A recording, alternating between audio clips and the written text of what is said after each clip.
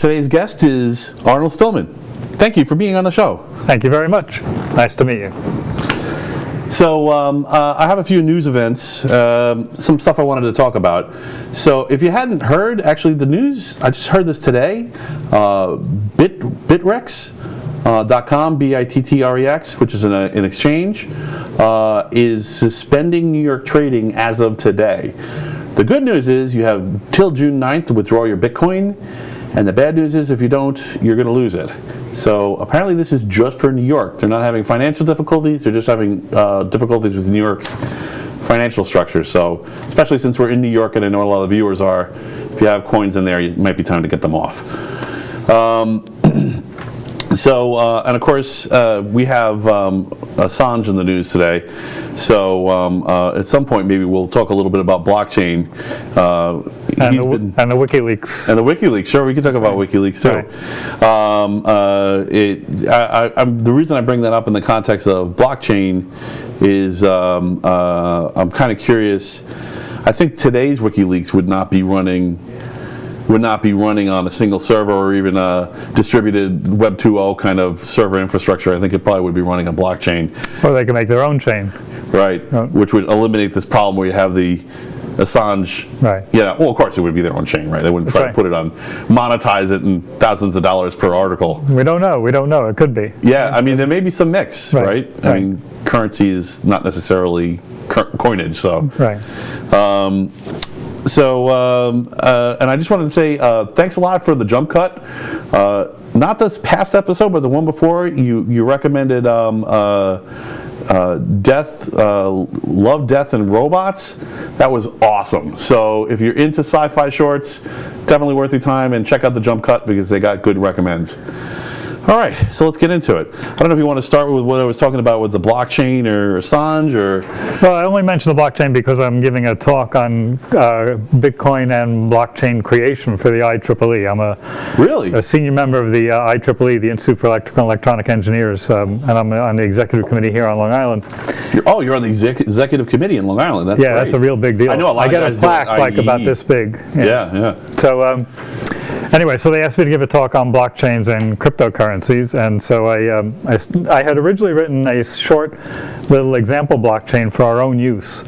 One of the uses that people are looking at in implementing blockchain is to do Internet of Things nodes. Right. Now the problem with the node is that it has a small memory footprint. Right. So you can't download the full ledger onto the node. You have to have some sort of little server that acts as the ledger repository. Right. So IBM patented an idea on how to use nodes as part of the end point of a blockchain. Hyperledger? But the idea was a little bit backwards, and so I started to think about it, and then I got asked to do this talk. And part of the talk involved getting back to your original discussion about what could be hidden in the blockchain with respect to WikiLeaks. It turns out that when you submit, payment in Bitcoin to the blockchain, you have an address, you have your own address, and for those viewers out here, this is the address here, turned into an ASCII code down here. Oh yeah, it's a Technocrat Live's address. Thanks for that, I appreciate it. So the point is that this ASCII code translates into nothing in particular, it's just nonsense. Right. But you can reverse the procedure, and you can put in something like, hi, this is your friendly robot talking to you, turn that into an address, that address then can actually receive and pay in Bitcoins. And if you're willing to, say, pay that address, say, 1,000th of a Bitcoin, $5, then that address will be put onto the blockchain, and everybody can see it, and then you can decode it if you happen to know that it's been coded. So wait a minute. So I mean, the whole reason that Bitcoin works is because of asymmetric. Because of the asymmetric nature of the encryption algorithms. Correct. So if you're trying to come at it from, okay, here's the final result I want in hex, for an address, isn't that going to be extremely costly? I mean, prohibitively costly to turn around and reverse that back into an address? It's not costly to reverse it back. Or are you just hitting it until you find one that matches? No, you can't do that. That's impossible. Right. What you do is you have to then do this base 58 decode scheme, which basically takes the hex address and turns it into an address. The thing that you're talking about, the actual transaction itself, that's the one that can't be reversed and altered. Oh, okay. But the address, you're talking about the wallet, you're talking about the address. Okay, of course. In other words, the mailbox that you receive money in, I could scratch out 142 Main Street and make it to 141 Main Street. Right. So if you're new to Bitcoin, let me give them 30 seconds because we have a mixed audience. Right. So well, actually, would you care to explain the basics of Bitcoin and how it works, or? Sure. So first of all, the Bitcoin itself and blockchains are two separate entities. Bitcoin uses a blockchain in order to secure transactions. And it was kind of the reference model was the first one. That's correct. Yes. Based on an early implementation called Hashcash, which was written by a bunch of programmers as an experiment. And then I remember that. Right. So what happens is in a blockchain you have this distributed ledger. The nodes all around the world take this latest bunch of transactions. They put it all together in a block, and then the first one that's able to encrypt the block correctly wins some bitcoins. Right. Now, and that's how bitcoins are created. Transactions of bitcoins which are being created less and less frequently these days. So that's important. It's not a static thing where it's always new bitcoins being churned out. The difficulty rate defines how fast the bitcoins are made. Right. So they're actually becoming more scarce over time, right. Which is generally how most blockchains work. Right. The original algorithm called for two Bitcoin created every 10 minutes, and that means that as more computing power gets online to try and mine these bitcoins doing this encryption algorithms, the faster they will find the next bitcoin. So of course then the difficulty goes up and it slows down. So the rate of mining actually fluctuates up and down. 10 minutes was originally proposed by the apocryphal Satoshi Nakamoto because he or she wanted time, or them, wanted time for all the nodes to synchronize. So if one node got ahead of everybody else in milliseconds, of course, then nothing works. Right. So the nodes all have to synchronize, and the ledgers, everybody around the world says, okay, ledger is now at this point, and it's all okay. Meanwhile, new transactions are being generated and wrapped up into blocks all the time, and they all get pushed out onto the network, and then the nodes start going again, trying to encode them. Right. And so that's essentially the way it works. But then, and then once they're verified, they're on the blockchain. Once they're verified, they can't be changed. And it can't be changed. It's immutable. It's mutable, and it's immutable, right. And actually, well, we can talk about it later, but one of the problems with that is the possibility of poison cache. But if the payload's small, that becomes a poison well. Right. But if the payload's small enough, that's not a risk. So we'll come. I think we're going to come back to it because we're doing this with Internet of Things. Right, right. There are many, all sorts of technical details involved in this stuff, and there are a lot of skilled programmers that are involved in sort of shepherding the protocol along.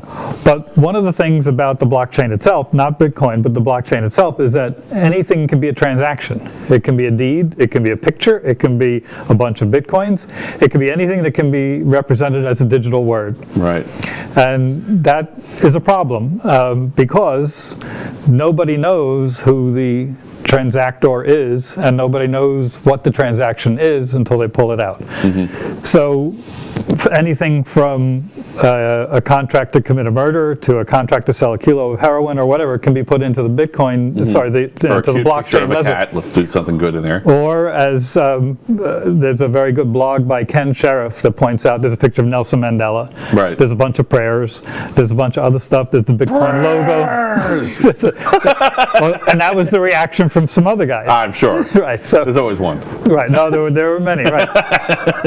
But so now we're going to be a little bit at odds here because before the show you point out that you were more of a libertarian. I'm not a libertarian. Oh no, I'm an independent, and I am all over the map. Right, but the point is that all of these ideas, peer-to-peer transactions that were anonymous, are a libertarian ideal. Right. But really, it's a prescription for the Silk Road. Right. It's a way to buy drugs, buy murders, buy prostitutes. Right. And I have transacted a lot of Bitcoin, and I haven't done any of those things. But you could if you wanted to. Yes, and that's really the point. Right. And I think that I would prefer American dollars for that.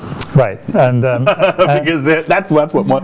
In fairness, on the global scheme, this is important because it's important to me. I think it's even if it isn't Bitcoin, if a cryptocurrency doesn't succeed, it's the base case. Blockchain is done. Right. It doesn't have to be the biggest, most important part of blockchain, but if it completely fails, blockchains will fail too. Right. So, and it's not always criminal use. And actually, I just paid my taxes. The IRS loves me right now, and I'm playing by the rules.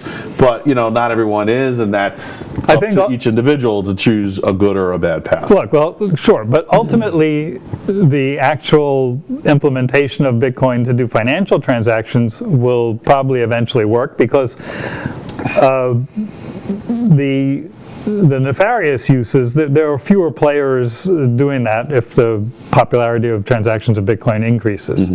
And eventually they get weeded out. The law enforcement has ways of tracking this out. Yes, and they're building huge clusters as we speak to do this. Yes. So, so ultimately that washes out. Right. So the fact that it's a playground for people doing all sorts of crazy stuff by hiding things in their addresses, which steganography is, as you know, is what it's called, basically hiding images in plain sight digitally. Right. So once all that washes away, then Bitcoin will probably become a useful currency. But right now, it's really just a speculator's tool. People are hoping that the value will go up, so they buy it. So I completely disagree with you in that, although I agree with you in New York and in the United States. Because of the taxes, it's just not practical to keep track of your transactions. I am using it as a speculative currency. Right. But I had been beginning to use it as a normal currency until they said, it is not a currency, it's a commodity, and then tax it as such. Right. And I mean, my accountant already hates me just coming in and talking about the ins and the outs and the trades, using it as a trading vehicle. Right. So, I mean, this is a civic decision. This wasn't. Yes, right. But the blockchain technology that underlies it is another thing altogether. And if you were to somehow create a protocol that only allows the types of transactions that you wish to be on the blockchain. Right. In other words, is this a picture of Nelson Mandela? Yes? Okay, you're out of here. Right? Yeah. We don't store those. Like that guy. Right. Yeah. Or whatever. Nelson Mandela's fine. Right. Or if this is something from the hymnal that people have posted. Right. Prayers, no, we don't want them. We just want transactions that are this type of thing. Right. And that's where, so an IBM has a blockchain which is vertically oriented, and this is where I was going to comment on IBM's implementation of this. It is actually against the spirit of blockchain technology itself because it's vertically integrated. There are not a whole bunch of nodes mining these blocks. It's just one straight, basically, chain of custody, which is, you can do it in other ways. There's no reason for a blockchain to do that. Well, custody is the problem I think society's trying to solve right now. Right. And I think, and in a lot of ways, people are like, oh, this is a problem. Blockchain and Bitcoin and any other cryptocurrencies are a problem looking for a solution. No, if anything, if you pay careful attention to the news, you're constantly seeing custody problems. Everybody's arguing about what's a lie and what's the truth. That's the problem we really need to solve as a civilization. Right, but the implementation of that is that you need a worldwide network of nodes that verify those transactions. Now, IBM's idea was a vertically integrated set of servers that, of course, there were no worldwide nodes available to do that. But meanwhile, that IBM blockchain that you see advertised on TV, that is a vertically integrated anti sort of anonymous bunch of nodes system. It's not really the way it was implemented originally. But how did I get involved in this? Well, so this talk that I was giving touches on all that stuff. But originally it was because we actually make a device, and it's sitting over here, that monitors oil tanks. Right. So wait, I have two things I want to tell you that tie this into that. Yes. So first of all, I want to know if you're spying on our user group meetings, because we've also been talking about using blockchain as an Internet of Things solution. And I am the Internet of Things poor security model hater guy, so I didn't even know this about when you came on the show. So please tell me all about your technology and how you guys solve the security problems of the Internet of Things. Well, first of all, we're not spying on you, and second of all, if we were spying on you, I'd give you the same answer. Yes. So, I'm just kidding. I remember you. We make a internet-connected tank reader which monitors oil tanks for oil delivery services, and some residential users have bought individual ones off the internet. But we use a simple model of it's a HTTPS encrypted transaction from our device up to the cloud. Okay. But the other advantage that we have is that nobody really cares to snag the data of how much oil is in an oil tank, and that is all that we send up. And so our security model is we don't have any valuable data, and even if you did try to sneak in through our encrypted through hacking the encryption, you're not going to find out much of anything. Right. Well, so is it a ROM on the system on the chip?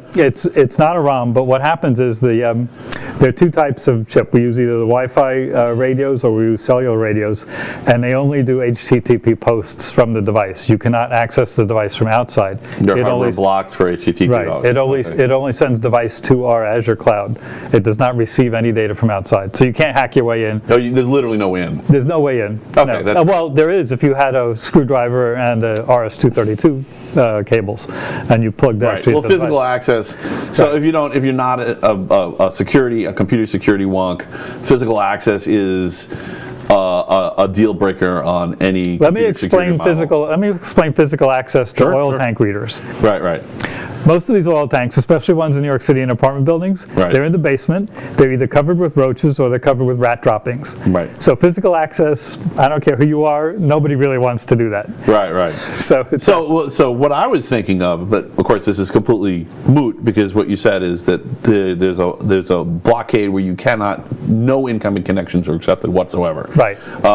Which I've heard of. There's lots of Internet of Things devices, and this is what I was talking about, where that's not the case, where there are at least limited cases where incoming connections are accepted. Right. And if that's true, I was concerned that it could literally be used to incinerate a house or something like that. Well, right. Certain devices, like we also make this device I'm here. sure people are thinking that too, so it'd be good to clear that up. Well, we also make a cell phone connected device that's standalone. It's the heart of one of our tank readers. This is the cell phone connection, and this has got a cellular modem on there.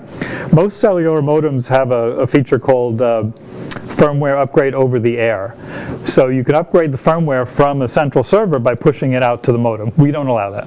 Right. So the point is, if an oil tank reader is working, and it's working well, what kind of firmware upgrade do you need? And there's no other feature that you want to put on there. And you cannot allow that because you designed the board. Right. We designed the board, and we designed literally not the circuit to make the connection. Right. Well, we designed the software that makes this thing operate, and so we don't allow the firmware over-the-air upgrades. Okay. But and it's a standard feature of all cell phone connected devices. That's the trick on the telematic systems in people's cars. That you call up and you say, "I'm not interested in the service," and they send a signal to a perfectly functional two-way connection, and they shut an LED off, and you're supposed to feel comfortable with it then. Well, right, and there's also I know better. There's also the video of the guy that was watching his Tesla being upgraded while he was driving. I didn't see that. Yeah, there's a video of that, and that's it's a little bit scary. I mean, what if a thing didn't work? A little scary. Right. Yeah. It's all drive-by-wire. You can put your feet out and do Flintstone if you're trying to stop it. Then. That's right. So it's a little bit of a problem, but we avoid that. We don't allow talking to the devices because it's a simple data model. It's how much oil is in your tank. Send it up to our web server and show it on the display. Thank you so much for clearing that up. I was a little nervous that I didn't know this before the show, and I was a little nervous I was being irresponsible, but I feel much better now. Right. Well, but you should be aware that almost all internet-connected devices do have that feature. Yes. They're all, when your computer screen shows up and says installing updates, I mean that's what it's doing. Oh yeah, absolutely. So. Yeah, I mean, I have a computer science degree. I was a sysadmin for 20 years by trade, so that is my business. I was usually, in at least a couple of my jobs, I was the patch guy. I was the one who was not only staging and testing patches to make sure they wouldn't blow the servers up when we deployed them, but making sure when there was a zero-day exploit that came out, we got to go. And I know that the piles and piles of devices out there are running Linux underneath, and they have exactly the same exploits. But if there's a hardware limited connection coming in, that is definitely an ideal way to solve that problem. Right. And if you can't get in, you can't get in. Period. Right. But in the early days, it was really wide open. I'll tell you how I got to become a Linux user myself, and how we ended up meeting each other 10, 15 years ago at Linux user group meetings. I used to work at Brookhaven National Laboratory, and I was designing instrumentation for one of the accelerators there. And around that time, Linux had just become popular, and the kernel was like 0.9 something or other. Right. I think you're actually ahead of me. So I think I wasn't quite into it yet at that point. I think I was one something. Right. So I snagged an old, probably 386 computer, and I loaded up a version of Linux on it that seemed to work. And then everything in the control room at Brookhaven was run on the X Windows system, which used fancy Apollo workstations and all this other stuff. But then again, X came native on the Linux distributions, and I was able to control my device from my desk rather than going into the control room. Right. So I then said, wait a second, if I can control my device, I could probably control the rest of the accelerator as well. Right. So I logged into basically the accelerator controls system, of which my device was a small part. I worked at B&L too. Cybersecurity must have loved you. There was, there was no cyber back then. Okay. No, but the point is that it was an open system on X Windows, right. and all of a sudden now, but very quickly, things turned around, and I think now probably the control rooms are all Linux servers running, and Apollo is out of business. So they were.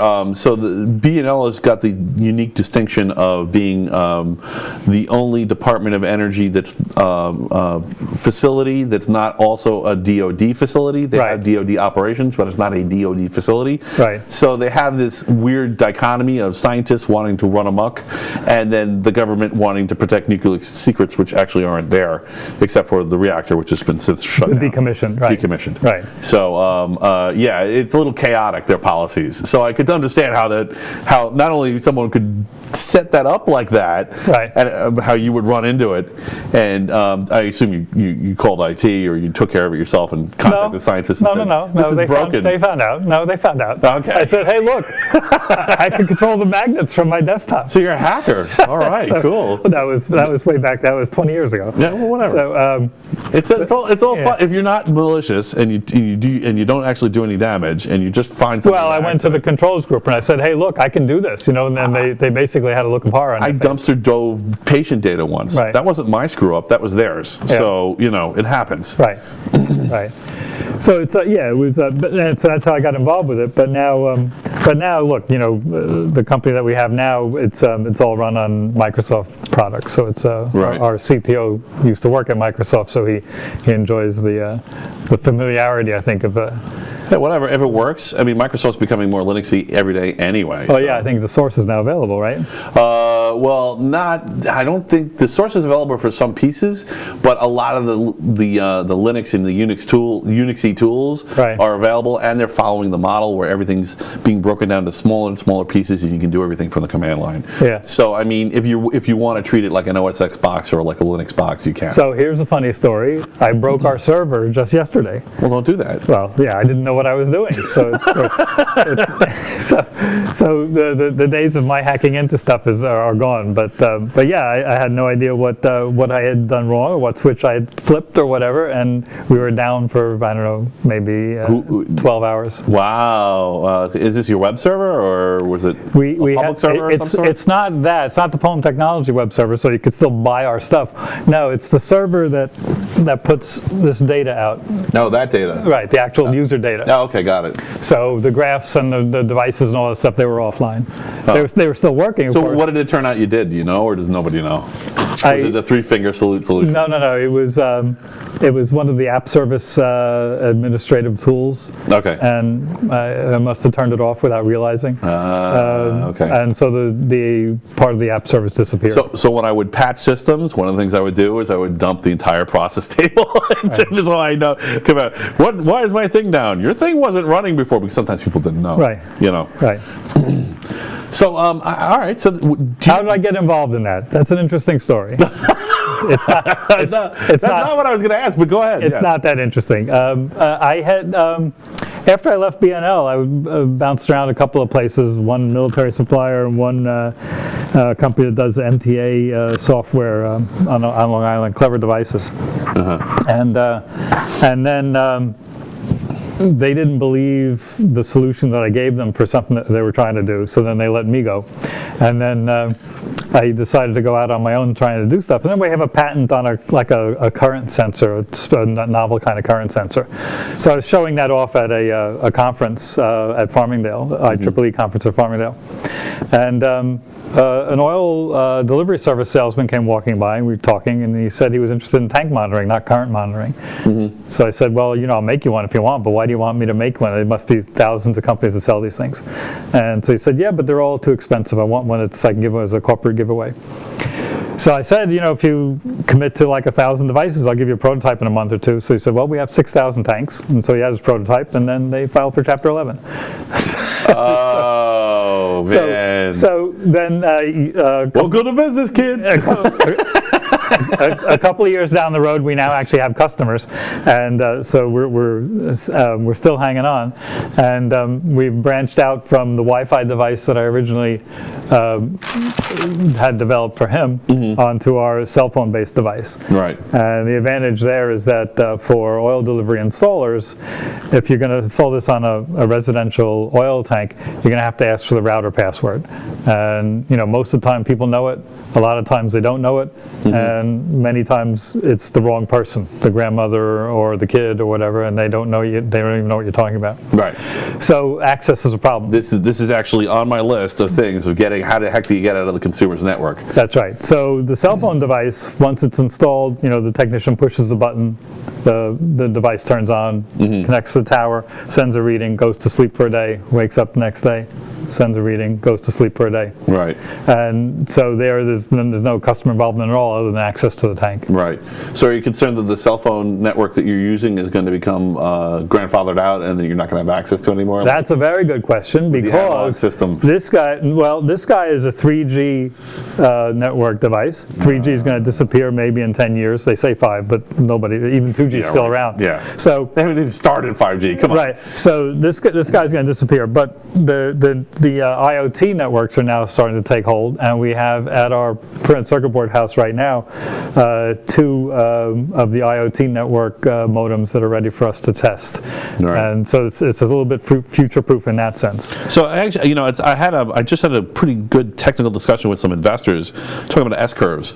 I think I'm talking about with S-curves and the technology curve, how it tends to taper off as you get towards the end of a technology. I think the 5G is the top of the S-curve, and that we're done. And if that's the case, I could see 3G never getting phased out. I saw, not to be too optimistic. I saw a white paper on 6G. Really? Yeah. Okay, so you think I'm wrong? You think they're not done? It's either that or it's just vaporware. PR people writing. There's never been any vaporware in the history of tech. Right. So so anyway, but 5G, again, 5G doesn't really impact us, because what's going to happen is for 5G networks, eventually they might dust you. They might leave you.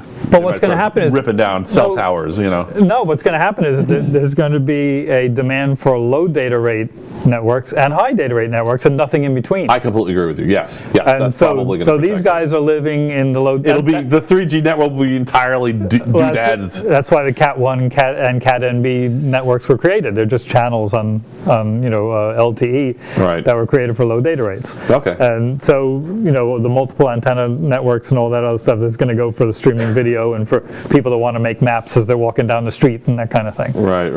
So it's that's a little bit of a different story altogether. I don't think it would affect us, but who knows? So really, your customers are. It sounds like your customers are, or at least your first customer was the actual oil tank installers and service contractors. I should say. Right. The fuel oil delivery services. Right. Yeah. And then some people thought it was a good idea, so we started selling a few on the internet to individuals as well. I guess that's a huge advantage of working in the oil business, because it's a lot more shade tree and a lot more local, and you have local companies where you can work directly with them or with customers, as opposed to like gas, which is a utility and you have to do your first order is $1 million, and if you can't do a million, they don't want to talk to you. Right, and gas is a little bit different too, because it's different. It's a gas. It's not a liquid, and it'll blow up if you have the slightest. No, but the metering technology is standardized. It's standardized and approved. Okay, right. Whereas there is no approval for an oil tank. I was going to ask that. So there's no UL approval process or anything like that. Much to everyone's surprise, fuel oil is not flammable. Right. No, it's only under compression. Right, it has to be vaporized in the burner. They have to. So if you didn't know this, it's kind of an interesting thing. Technically, the fuel oil in your house is like very similar to diesel fuel. Right. And actually, the government was having problems with people chintzing out on taxes using home heating oil in their diesel trucks and cars. So they started adding red dye so that it would become obvious if you were using unapproved oil. If you look at the delivery ticket, actually, the delivery ticket says dyed red number 2. Oh, it does? Yes. Okay, I never actually looked at that, but okay. Yeah. So right, that's what you actually get delivered to your house, and but it's a little bit different business because of the the nature of the delivery system, trucks versus pipelines, and so you need the approvals for gas, but you don't need them for oil. Right. So how many are you planning on making of these devices? Well, supposedly. Well, how many do you have of these, first of all? We have about 1,000 of these in the production line, and about half are dedicated to our devices, but then we sell these individually as well to hackers and do-it-yourselfers. Okay. How about competitors? Not sure yet, or? Plenty. Okay. Plenty of competitors. Okay. No, I mean, do you sell it to competitors? Oh, we would. I'm sure we would. Okay. Yeah. No, Except I mean, our competitors. That question will only be important to one person, but it might be important. So. Yeah. We would sell it to competitors, I suppose, but I don't think they would actually use it because the cell phone systems that they're using, I think we're ahead of them in deployments, but the cell phone system they're probably using different modems. The U-Blocks modem that we use is not particularly inexpensive. It's not particularly expensive, but it's not the cheapest. Well, I mean, I want to promote anything, since it's, you essentially software lock the thing so that it can't have any incoming traffic. Any kind of Internet of Things device that's even vaguely safe. I mean, they tried to sell me a boiler for my house that had Wi-Fi on it. And I actually had to get a cheaper model that I didn't want, because it was the only way I could get it without Wi-Fi. And it's insane to me to have a Wi-Fi, because somebody could war drive by my house and burn my house down if they have an exploit or a crack against it. So that's right. The original. So I would love to see that in more in circulation and be in more devices aside from your product. Right, but again, somebody that's actually going to program the device. Technically, there are 2 processors on here. One that controls the modem, the other one controls the type of program that you want to run. Right. And you actually could make it so that it did accept incoming calls if you wanted to. But that's a developer issue. So it's not, we don't do that, but somebody else could do that. But right out of the box, it comes with some code that you can play with. And you can light lights. You can actually make a cell phone call. You could use it. I tell people not to do that, but you could make a robodialer, for instance, using the cloud service that the cloud service that we provide. We provide a SIM from Hologram, who's the company that originally made this module. Right. They don't make it anymore, so we make it because we bought 1,000 of them. So using their SIM card, you can connect to their servers and do whatever you want with it. Right. So that's. Do you think maybe you'll be doing more Internet of Things devices, or what else do you have in the pike? Like, let's say this is a wild success and you offshore it. What would be next? The rest of the company will kill me for saying this, but I was thinking about CO2 sensors and air monitoring systems. That's okay. We're just shooting the breeze here, man. You have to come through me first. You can't kill them. Yeah. I ran across this university website in which they had built an air quality sensor, and they sold out immediately because people were interested in them. Oh, okay. And it was a relatively simple device. And CO2 monitoring stands to become a more important concern in the future. Global warming is caused mainly by CO2, excess CO2 in the atmosphere, human-generated CO2. And the monitoring effort is generally done with fairly expensive, on the order of $500 to $1,000 sensors. And now this guy and a $10 sensor, you have a $150 box. See, that's what I'm talking about. Right. I'd be very curious if they wouldn't if they wouldn't be interested in that. I'm sure there is. Again, we're talking. You just haven't. You're hypothetical, right? Yeah, I got it. I was looking at this yesterday, right? So it hasn't gotten a lot of thought yet. Sometimes there's externalities. Like I remember there was an issue where people were complaining about talking about climate sensors globally. Right. There was people were complaining that one climate weather sensor was completely wrong on a regular basis. It was anywhere between 3 and 5 degrees above what the temperature was of the other surrounding sensors. And a lot of people were like, fix. Right. Turns out what had happened is, and this is pretty dumb, they had mounted the sensor on the wall on the outside of a building next to a parking spot that was almost always occupied, sometimes with running vehicles, which would blast it with hot air and raise the mean temperature. So the sensor was right. Yeah, the sensor was right. The person who installed it was wrong. Right. or the analysis was wrong. Yeah. You can sort of combine that with some modern mapping, and I think a lot of those problems go away. Right. But that's an important concern now, and I had actually asked somebody at Brookhaven about this a long time ago, an atmospheric scientist, and I said, why can't you just monitor CO2 via satellite? He said, well, CO2 disperses very rapidly, so all you see from a satellite is a blanket of CO2. You don't see the sources. Okay. Right. So with these small sensors all over the place, you could actually locate the sources. Well, it would be every single animal, every single factory, every single vehicle, But you could do it at a finer mesh than the satellite would see. Yeah. Rather than 100 square miles, you could do it I see what you're saying. You could put it on every 10th building in New York City, for instance. Okay. Right. Yeah, an urban setting might be a good place to pick that up. That's right. Anyway, so that was, but part of that is because I'm more interested in the physics of all these devices than in actually engineering them. Engineering them is just a means to create the company and do this stuff. Right. So that's the whole device right there. Or no, there's also got to be some kind of yeah, sensor. this is just the cell phone part. Yeah, that's the cell phone part, and then there's another piece to it, right? Or it looks like this. And at the bottom, you see that orange tube? Yeah. There's a pressure tube that goes down to the bottom of the tank, and there's a pressure sensor inside the box. Now, how do you know that the tube is touching the bottom of the tank? Doesn't matter. Installed correctly. Doesn't matter. Doesn't matter. Okay. No, you just have to know how far off the bottom it is.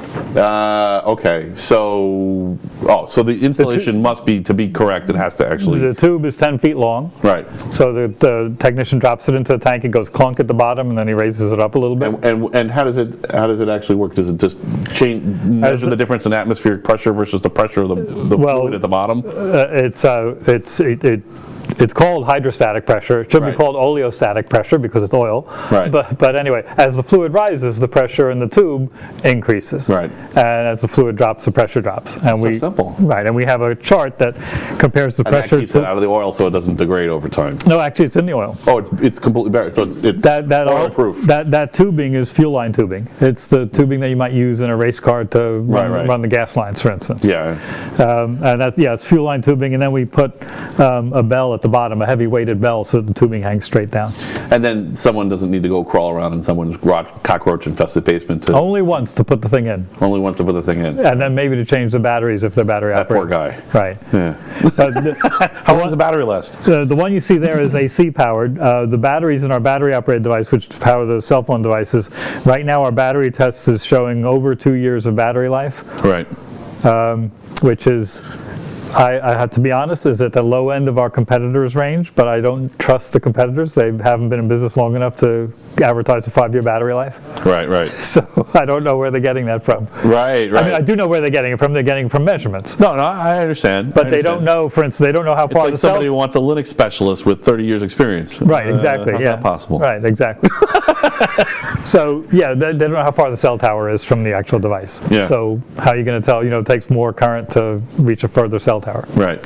So again, it's just estimates. We could always say 5 years, but we wouldn't. It doesn't jive with what we have in our notebooks. Okay, great. So you're building 1,000, and then you're going to see, and then you're going to. A small oil delivery service has about 5,000 tanks. Okay. So you got a business for a while. There are 9 million oil tanks in America. Almost maybe 10% of them have monitors on them, and all of them get deliveries. The majority of Levitt homes still have oil tanks. Yeah, all of those tanks get deliveries from somebody or another.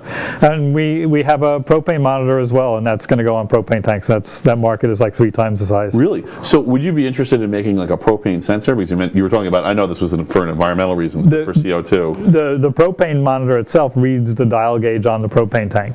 Oh, okay. There's no way to sense the propane in the tank. That's not what I meant. Like a leak, like a CO2 sensor. Yeah, you can make it. Fires. Sure. Because I'll tell you, I just got the same thing the guy told me. I said, look, you want 1,000? I'll make you a prototype. Right. But just don't go out of business. The ones, so the RV business is fairly enormous, and they all have propane sensors, and they're fairly terrible. And the reason why they have them is because you can't monitor those cylinders. Those are home grill cylinders. Right. And they don't have a gauge on them. Right.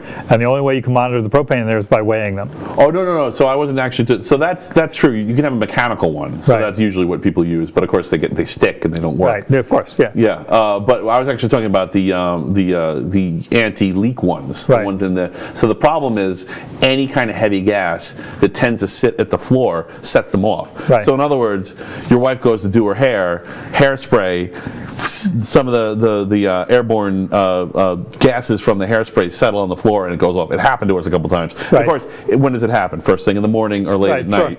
Sure. When you're getting ready to go out, and all the neighbors wake up and camping's ruined. The only downside to making one is how many you want.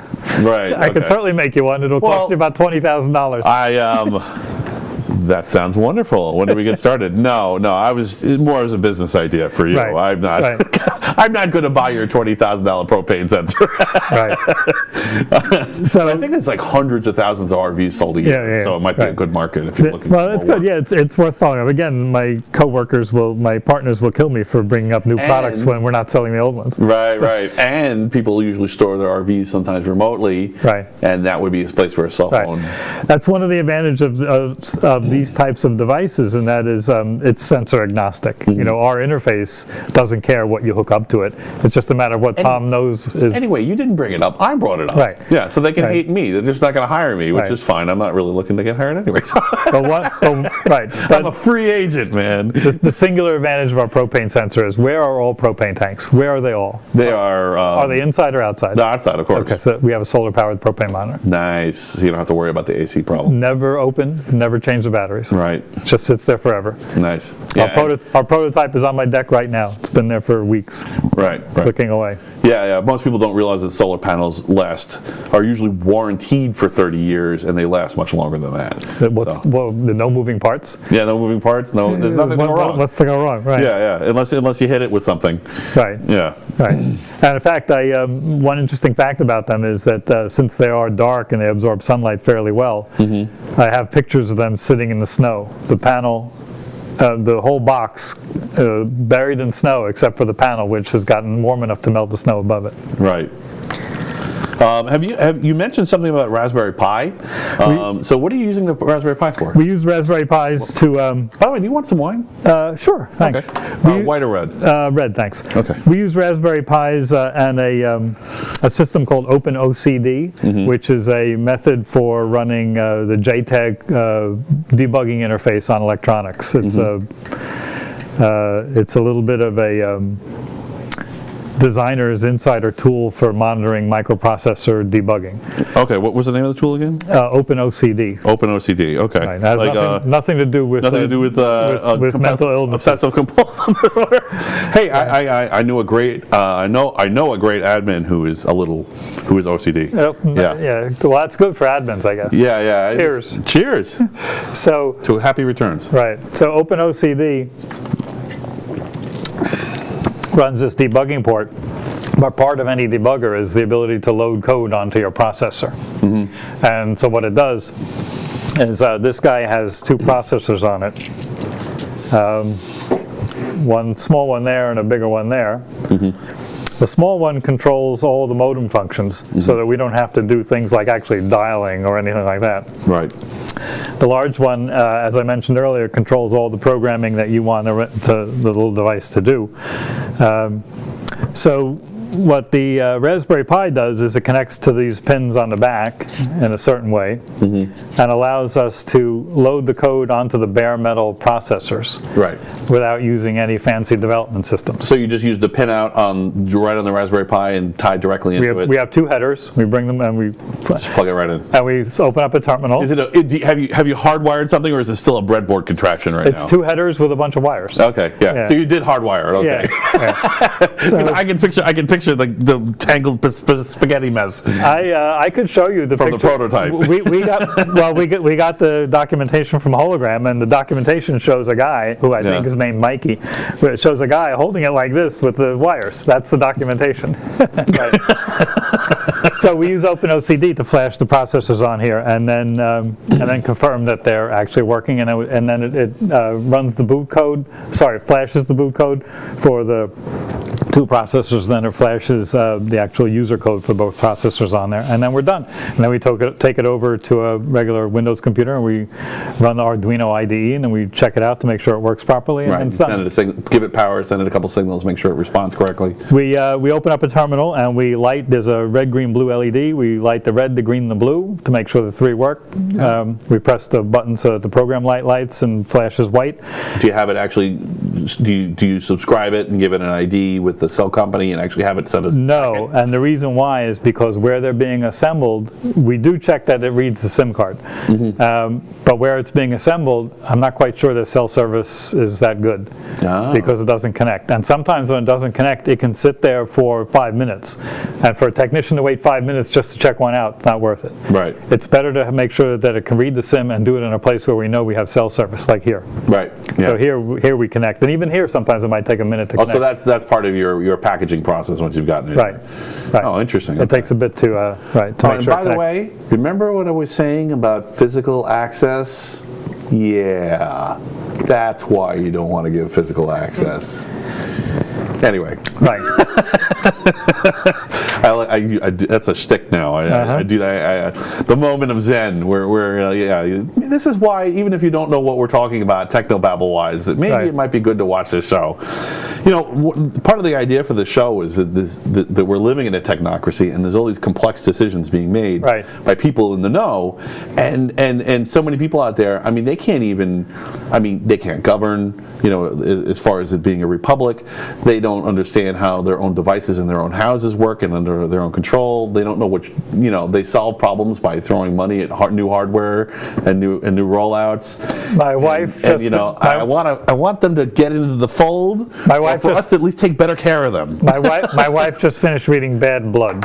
Yeah. About Theranos, the blood testing company. Well, I have no idea what that is. Oh, okay. So this pretty woman, Stanford sophomore or junior, dropout, comes up with an idea for testing blood in minute quantities, a single drop from a finger stick. Okay. And she's going to do all these standard blood tests, which require 3 or 4 vials of blood. So it transforms the industry. She gets Henry Kissinger and George Shultz on her board. She raises $1 billion or so. And when it first came out, I said, it's a fraud. It can't work. It just doesn't work. And so now it all collapsed. There's an HBO special. There's a book. And you should check it out. But basically it all collapsed within the space of a year. And she's barred from entering the business, the healthcare business, I think the healthcare business. And she's going to be barred by the SEC for various reasons. And when did this happen? It all unfolded within the last year. Oh wow, okay. Yeah. So the name of the book is Bad Blood. When are we going to stop having South Sea bubbles? Yeah, I don't quite know. I don't quite understand what exactly happened. I mean, she would go because I've been to pitches. We go to pitches and we say, look, there's $1 billion market out there. We want to capture 10% of it. Right. But and what happens? I'll tell you what the investors say. He said, well, we're really looking at the $10 billion market. So everybody out there wants to be in on the next Facebook, Uber, Lyft, Google startup, and there aren't any. So this looked like that. Ah, okay. So yeah, and it was just a fraud. And so it's starting to reveal the fake it till you make it culture of privately held companies that make nothing. Fire ready aim. Yeah, which is considered completely acceptable for the strictly software business. Right, exactly. Where you don't have something that's completely off, and if it fails, you got to physically go to each individual device. Where you could just go across the internet and update someone's Tesla. Oh wait, no, those should be separate things. That's right. Yeah. Yes. Yeah, look, there's funny stories about, hardware development is not an easy task. Software development, you can throw a beta out there and say, look, it's free, do whatever you want with it. And people say, okay, great. It makes a phone call. And that has a place. I'm not totally trashing it. I mean, if it's a goofy app that your kids are playing on their cell phones, it's probably okay as long as they can patch it. But one of the things you hear in some of these startup accelerators and so on is that if you're going to make something, even hardware and software, and if it's not going to work, you want it to fail big early. And in fact, we have had a couple early big failures, and that is we were installing one of our devices in a basement of a hotel in Manhattan, and that oil tank is about almost the size of this room, and about 10 feet high. So I dropped the copper, and we were using copper tubing then for the pressure tubing. I dropped the copper tube in, and I'm feeling resistance as I'm pushing the copper tube in, and then I said, okay, well, we'll get it to the bottom and then close it up and see what happens.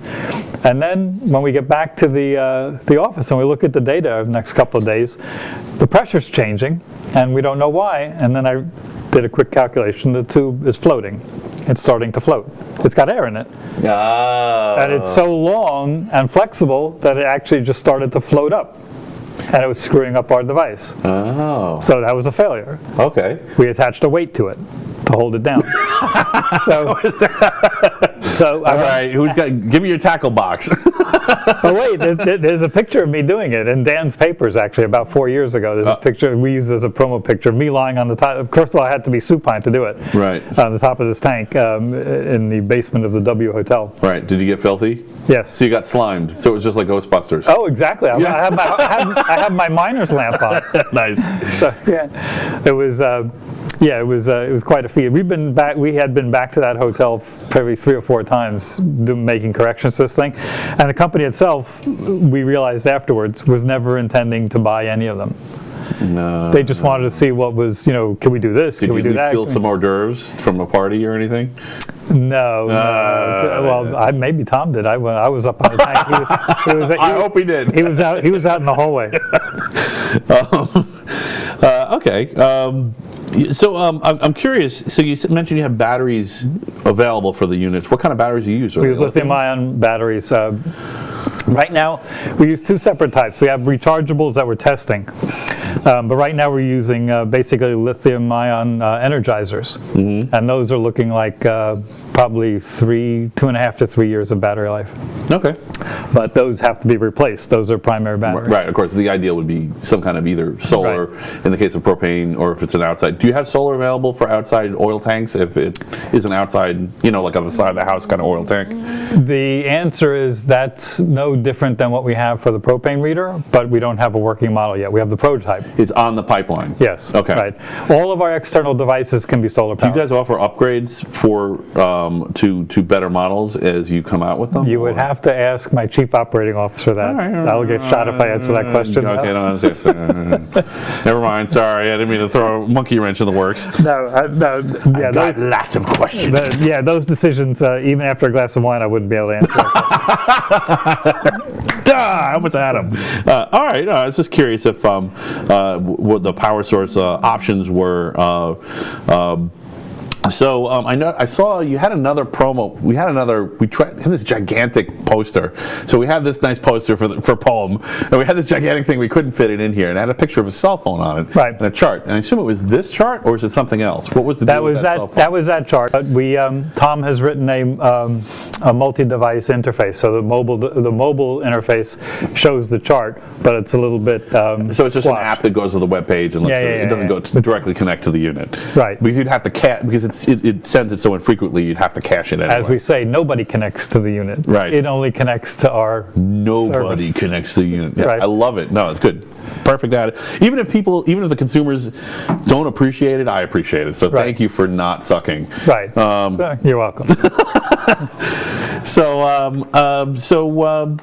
Do you have you guys managed to get any good IP or patents out of this, or? The answer is no, and that's because now the patent attorneys are going to kill me, because the patent attorneys are so expensive. Tell me you can't answer, man. It's fine. No, I can answer. No, the patent attorneys are so expensive that we decided to abandon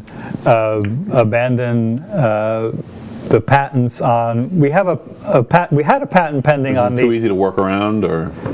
No, what happened is it's a little bit of a miscommunication. I thought I was being clear about what we were claiming, and the patent examiner seemed not to take that into account. You have to get Apple's patent examiner. He doesn't care. Yeah, because they patented rounded corners. Yeah, yeah. You know, they patented rounded corners. Sorry. But Yes, we can't say fucking here. Fuck. But it took them 3 years. It took them like 3 or 4 years in an army of attorneys. Yeah, yeah. So we have a magnetic device. This guy right here. This guy right here reads the position of this internal red float. We put a magnet on top of that, and inside here are an array of sensors. So in our patent claim, we claim that we can interpolate to better than this 25% resolution. Okay. We interpolate between the sensors to get the actual position of where the float is. Right. By looking at the mathematical shape of the magnetic field, right, and comparing what the two sensors on either side of the magnet see. So the difference between the two sensors? Not quite. We actually analyzed the shape to find out fractionally where in between the two sensors it is, not just halfway. So what level of precision?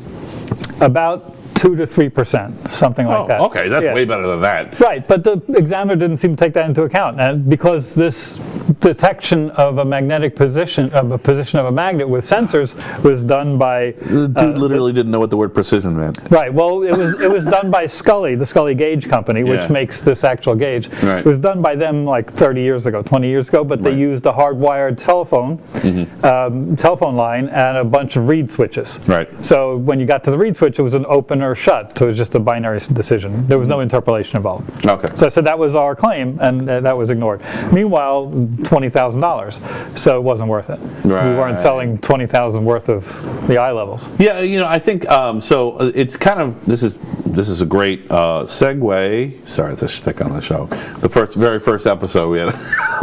I don't have any good segue stories this time. That's right. But kind of a segue into intellectual property, and what most people don't realize is that unfortunately, and this is a perfect example of that, a lot of intellectual property is just these massive patent portfolios backed up by these massive armies of lawyers, and the companies aren't actually patenting things for the sake of promoting innovation within their own companies.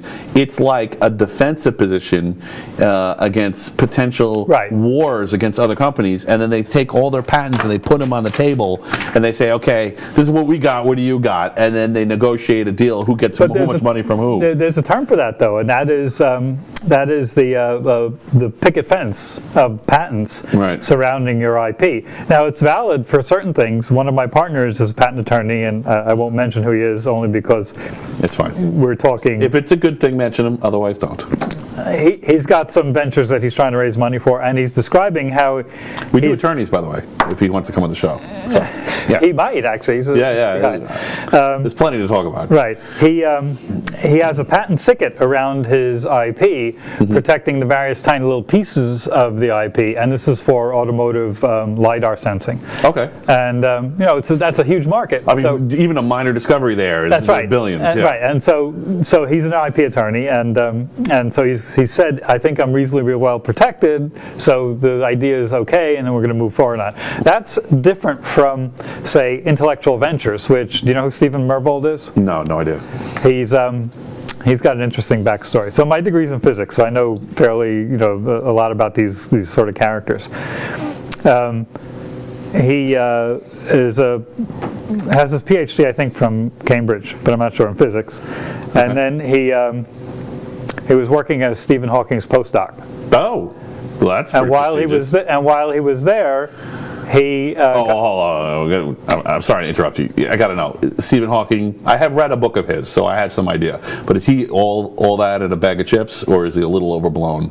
No, he's all that. Okay. No. Okay, fair enough. Continue.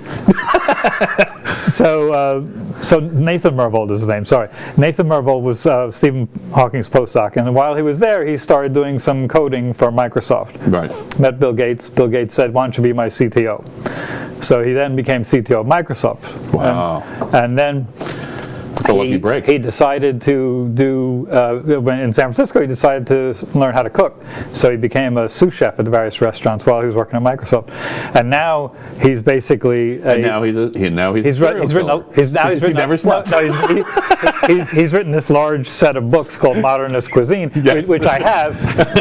But the point is, he's got a company called Intellectual Ventures, and all they do is buy up patents. Oh, really? To license them. They don't make a thing. So here he was. He's somebody that I actually sort of looked up to a little bit at one point. Right. And now he's just a patent troll. So I was right. So the moral of the story is, not sleeping does make you evil. That's right. Yeah, yes. yeah. You right. sleep a little. You don't have to. You can sleep when you're dead, but also sleep a little in between, right. because otherwise, the dreams don't come. Right. But that kind of thing is completely separate from the kind of thing that you want to do when you want to protect your property. Mm-hmm. When you want to protect your property and you have an idea to go forward with a development of something, that makes sense. Yeah, I mean, it seems like the only way to proceed if you're a small business is trade secrets. Just hide it as long as you possibly can. Right. And then. Well, for instance, I say hide it, then pray. Our algorithm for turning the pressure into inches, I say we have a proprietary algorithm. We turn pressure into inches. Right. Because normally, in order to do that, you'd have to blow the tube out to make sure it was filled completely with air. Right. But we can't do that. We're battery operated. We can't run a motor. Right. So we allow the liquid to rise up into the tube, which means the pressure is off from the full height. Do you have a relief valve on it or something? No, there's nothing. Wow. Nothing. Just sitting there, going up and down, up and down. It's like a closed drum. You press on a closed drum, and the pressure's changing as you press on it. Okay. So actually, but the actual numbers. So even though you're actually technically measuring air pressure, you're using the air pressure to measure the height of traffic. We have to compensate for the amount of liquid that's flowing up into the tube. Right. Because on some of these. How do you know? Kidneys. So on some of these tanks, like at the W Hotel, an inch of fluid was 100 gallons, so $300. So if you're off by an inch, you're off by $300. Right. So. Right. Well, I mean, in a way, it's self-correcting in the fact that you're just delivering the amount. Obviously, the guy's not going to deliver more than the tank can hold, but he might deliver less. He might deliver less. Yes, fair enough. And pump some back in the truck. Yep. Pass the meter. Yeah. The meter says 100 gallons. That's the downside of not utilities. The meter says 100 gallons went through the pipe. Yep. The tank said 80 gallons came in. Yeah. The 20 went back. Wow. I'm not maniacal enough. I didn't even think of that. If you look on our Facebook website, you'll see Wanda has posted a story about a $12 million oil theft. The $12 million theft of oil. Wow. In New York City alone. Wow. That's crazy. Yeah. Awesome. That'd be a good Law and Order. It was a movie. It was a movie, really? Yeah, it was about, I forget what, the Big Hustler, something like that. Okay. It was a movie about the oil industry in the 70s. Okay. The oil delivery industry in the 70s. Wow. By the way, do you have any, again, we're mostly New York viewers. It's global. People watch us all over the place. But since we're in New York, do you have an oil company that you recommend or that you guys trust, that you've had good experiences with? You don't have to go there if you don't want to. Or I don't have any I would recommend. Okay, you're not going to go with that. I don't have any I would not recommend either. Okay, fair enough. They're all clients. Okay. They're all potential clients. Right. Oh, see that? There's an opportunity here. Right. Show how honest and good you are. Yeah. Okay, so the next thing I wanted to know about was what other tools are you using? So you mentioned that you were using the OpenOCD to actually flash the things, right? And off of your Pi. And then some of our engineering tools are actually pretty fantastic, I would have to say, but they're a little bit off They're more towards the administrative side. We use a tool called Arena for bill of materials control, and it's one of the best things. That's not what I would thought you would talk about. It's one of the best things I've ever used. Really? In terms of an engineering design tool. Okay. It's also an engineering design tool. Okay. In the sense that it controls your release process. Yep. So when this starts out as a drawing and goes through all the revisions and who controls the revisions and how much does it cost, Arena controls all that. Right. And that's one tool that we use. We use Onshape for mechanical drawing, which is Google's mechanical drawing package. The CAD. It's their CAD version. Okay. And for electrical circuit design, we use Altium, again, which is the gold-plated standard for all this stuff. So Altium, is that for the induction kind of stuff? Altium does the circuit design, and it lays out the board and it creates all the design files for this guy. Right. But not only that, but it also does, which other design programs don't do, it creates a 3D model of that as well. Oh, really? It also finds your parts for you. What? And it compares them. It gives you a list of prices. That's why it's the gold standard. It's amazing. Is it super expensive, or is it based on seats or usage? Or it's licensed by seats. It's relatively, it's not as expensive as you might expect for what it is.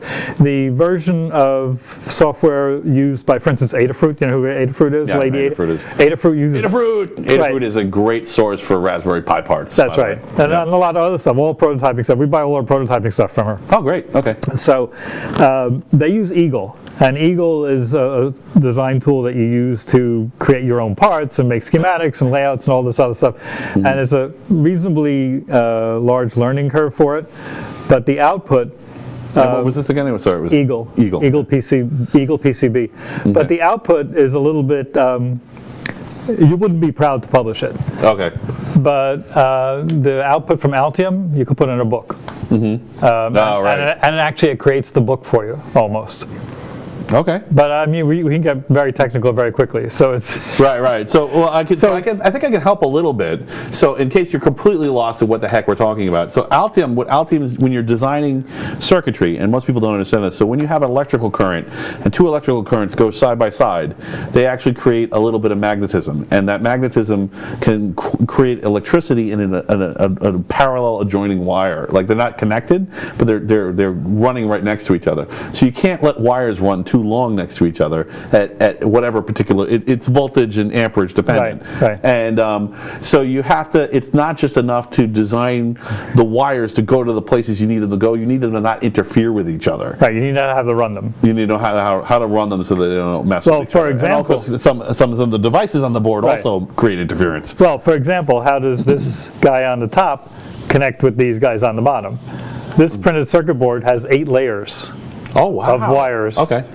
And I'm so stupid of me because I'm not an E guy. Right. I just assumed it was 2 layers and it was just top and bottom. There's no way to make this into it's impossible to make this on 2 layers. If this were a 2-layer board, it'd be the size of this sheet of paper. Wow. Okay.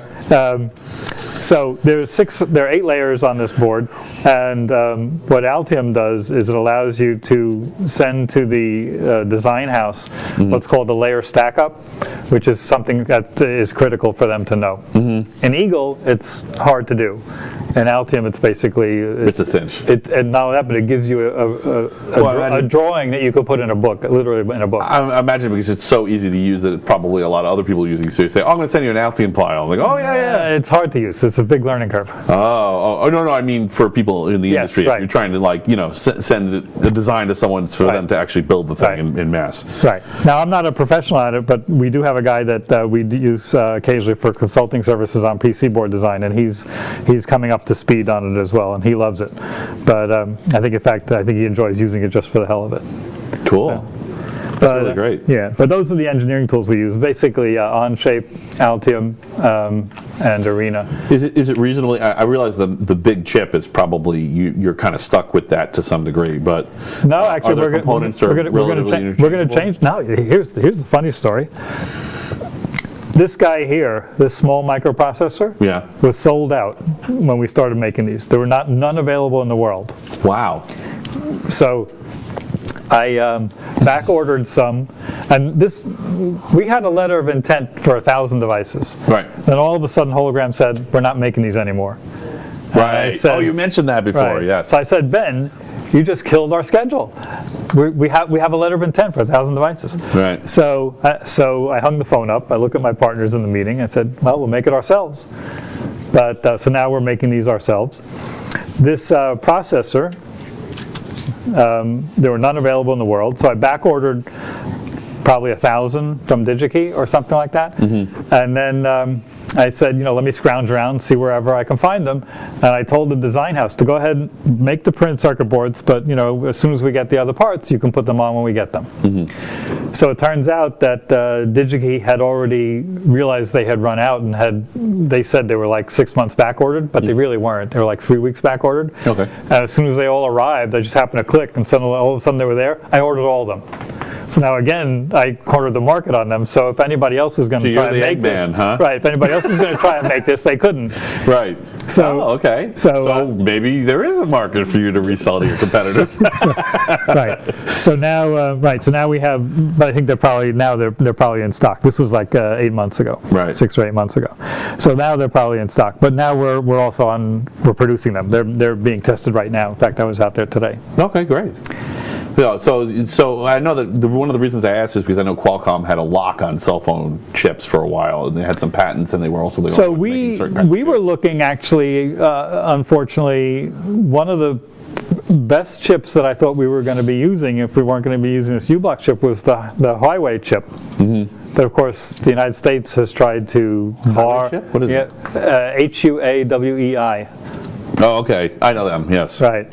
So the United States accused them of putting spyware on the cell phone. That's the one? Yeah. That's the same? That sucks. So this guy... I guess it wouldn't matter for you, though. Oh, no, it's sending out, right? Yeah, it's still good. This guy costs $30. The Huawei chip costs $6 or $8. Okay. So it's... So they had a really good day that day. Yeah. Yeah. So anyway, but there are others as well. But unfortunately, totally seriously. I mean, this seems like a complete distraction from anything you guys are doing.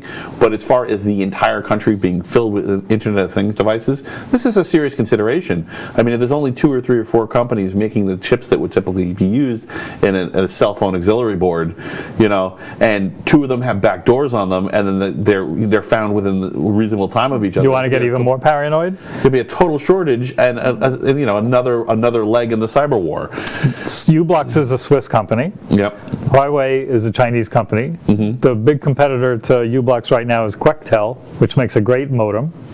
They're also Chinese. There is no, as far as I know, Qualcomm is not a U.S. company. They don't make their stuff in the U.S., I don't think. As far as I know, there's no U.S. Cell phone modem manufacturer. Sierra Wireless might be the only one, and I'm not sure whether the modems are made here. Yeah.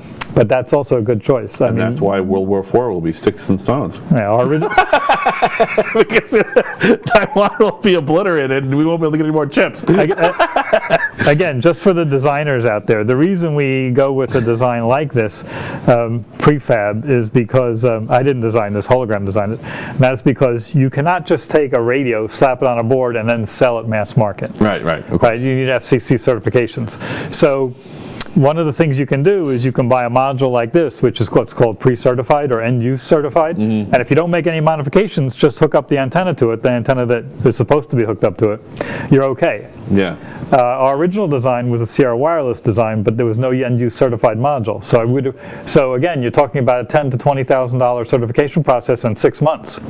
So there's no get to market quickly with those things. Right. So you have to use something that's already been designed. So there is a, who knows, maybe you guys are going to become the certification standard.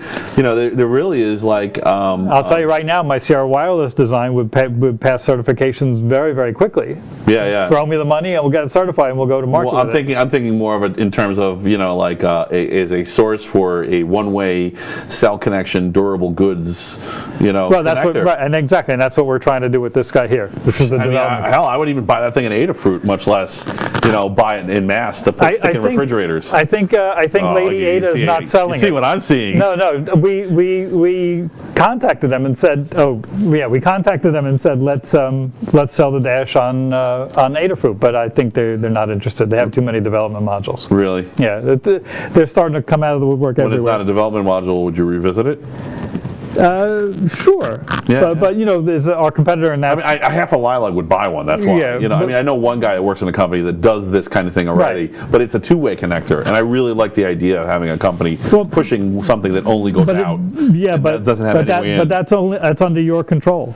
Right. Right. So our competitor here is the particle. Right. Someone could just flash it with their own stuff and do evil with it. Our competitor or unintentional evil. Right. Our competitor here is particle, and particle just doesn't have as many bells and whistles, but does the same thing, and it's less expensive. And that's because of the functionality of the chip itself. And some extra stuff that's on the board. So you gotta wonder now, since we're talking about the cyber war and you know, if that's a happy accident that that there is no chip that doesn't have an out mode. That is, you figured somebody would sell a reasonably priced chip that would only have input. It would be hard burned into the chip itself. Nah, you're stuck with the network protocol. It's a phone. Oh, you're saying the network protocol would prohibit it? You're right. It's a phone. That would be a discovery if you found a way to. It's a phone. It's got to accept incoming calls. Right. And even the Wi-Fi. That's more of an IEEE thing. Right. And even the Wi-Fi devices, there's no such thing as a standardization thing. I mean. Yeah. Right. Even Wi-Fi devices, there's no such thing as a one-way trip because it's a handshake. TCP/IP. Yeah, of course. So it's a handshake. Yeah. So you got to go both ways. Go back and forth. At least from the router. Yeah. So they haven't picked it up yet, but I've been renaming my videos TTL for the Technocrat Live. But so we're TTL006. Right. Yeah. Anyway, sorry, little inside geek joke. Right. So, but you see what I'm saying about it. Yes. I mean, it drives me crazy. I don't understand why I can't find a company that is, because on the one hand, I'd love to see a company that actually would certify their stuff for 30 years, like durable goods typically are expected to last. Right. And at least prorate it. Like have some kind of get insurance, do something. Put expectations out there, and also, but having a lockdown device where a wire was cut on the damn thing and you couldn't even make it go in. Yeah, I mean, the idea of making a device that you set it out into the world and get it spinning and then leave it alone forever, that appeals to a designer and so, but it certainly doesn't appeal to the business people who want to get that out of circulation and replace it with the new model. Right. Because you want to. People are going to get mad. They're going to get mad. You want to keep selling. And you know what? It only takes one law to ruin their day. Right. Yeah. So. Right, but you want to keep selling. So. Right. You don't want something to last 30 years. Yeah, but it's wrong. It's still wrong. It's still wrong, people. All right. Anyway, it's not your product. Your product's fine. You're the good case. Right. Yeah. So I had a question. So you guys, other than Raspberry Pi and obviously Linux, are you using any other open source tools in-house or? I think that is probably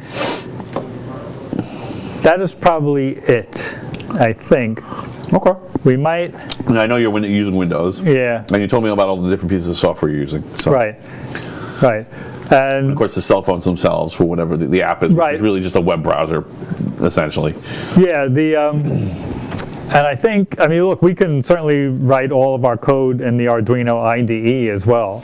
But I think Tom has just chosen, he likes Microsoft's Visual Editor. So, whatever's, you can always change it later. Right, and he's the guy that does that stuff. Right. But no, other than the Raspberry Pi stuff and the stuff that this is basically an Arduino connected to a cell phone. Yeah. So when we use the Arduino IDE, we just basically are using the open source versions of stuff that's available. Right. All the code Hologram is written is all open source. Everything's done on GitHub. GitHub is our repository. That's the last of the tools. Is it public or private? Some of the they stuff. Don't have private available now. Yeah, some of the stuff is public, but all of our code is on the private side. That's good because you don't want to have a happy accident where you That's go. Right. No, all the code. Yeah. Yeah. I was I've been in a couple shops who were switching to Git, and things get uploaded. It's not always good. Right. By accident, of course. Nobody's doing it on purpose. It's you can forgive them, but it doesn't mean it's not out there. Once it's out there, it just takes one download, and then it's never secure again. I think Tom has built in his authentication into his Visual Studio. I think it's integrated into Visual Studio. So as soon as he finishes and commits, it's done. Right. So like normally the problem is that with something like a password, it's a changeable thing. But sometimes, especially when you have a hardware burn-in and there's installations and they're in the wild, if you have a private key that you're trusting and it gets uploaded by accident to GitHub or something, you're fucked. you just incurred $1 million cost or whatever. The firmware. I'd be surprised if the firmware wasn't completely locked down. And besides, I have copies of it elsewhere. Right. Well, no, not that. I mean, if they can get their hands on a private key, then they, know what I mean. Right. So I was curious about what do you do for IDEs or code management? When you're IDEs, Visual Studio is. What do you program in? I program in Python. Nice. Tom hates Python, so he programs in. I think things are better over here on the Python side of the shop. So I think he probably uses C#. C#. Okay. All right. But you guys have a paintball match or something? A pool game? So no, he used to work for Microsoft, so I think he was used to developing on it. And look, he's a good developer, so it's what he wants to do. I think he doesn't like Python because it's interpreted. He likes to see what's going on. Right. So and I completely understand that. That makes sense, especially when you're dealing with hardware, because he has a whole other layer you may not have total control over. Right. Mm-hmm. Right. But on the other hand, I did this kind of Bitcoin stuff originally. I think in Python, I did like a little miner, see what would happen in Python, and it's made 10 lines of code. Right. So it's it's different. It's all completely different. I bet that's a really complicated line of code. But there might be one killer one-liner there. But there are all these modules. Right. So just include. Right. Yeah. The other tool that I use often, but for my own playground and enjoyment, is Mathematica, and that's what I use to decode your address. Oh, okay, cool. Right, but that's so we actually had a Steg talk. We had a couple of Steg talks at our user group at Lilog. So I fooled around a bit with it. I actually came up with a new concept for steganography. So one of the things that we're running into in the tech world is that we're generating words faster than we can, concepts faster than we can make words for them. Right. Or at least faster than we can communicate what the words are for them. Even we have, every shop's got its own little slang. But this concept of tiered steganography, where you have, and it sounds like what? And what it really is when you're trying to send, perfect example, monotheistic religions, Abrahamic religions. I think a lot of the passages frequently say something to one person and to another person at different levels, right? So somebody who's rather simple-minded will read one thing, and somebody who's maybe looking at the original Hebrew or trying to figure out what the original order of the words, and they know the history of the context. Okay, that means something else, and sending multiple messages at once. Right. So in a way, that's kind of the idea with this show, is that I'm trying to get people in more to involve themselves and be less scared of tech. Right.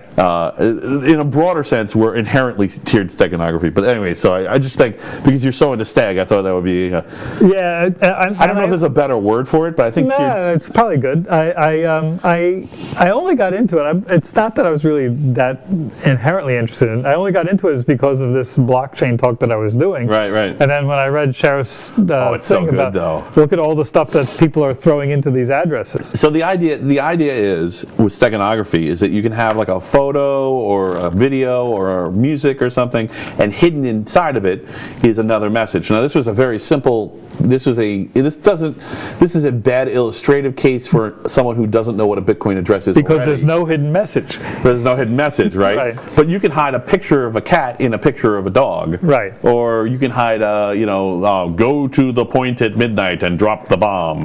This is hypothetical, all right? But inside of a picture of a marching band or something like that. The thing that's interesting about this is, if you really understand this, you understand that the entire internet is suspect, and that like when you get this becomes almost like this almost becomes an intro to the problem of controlling supply lines doesn't necessarily work. to control information. And the reason I say that is, you have the Great Firewall of China, right?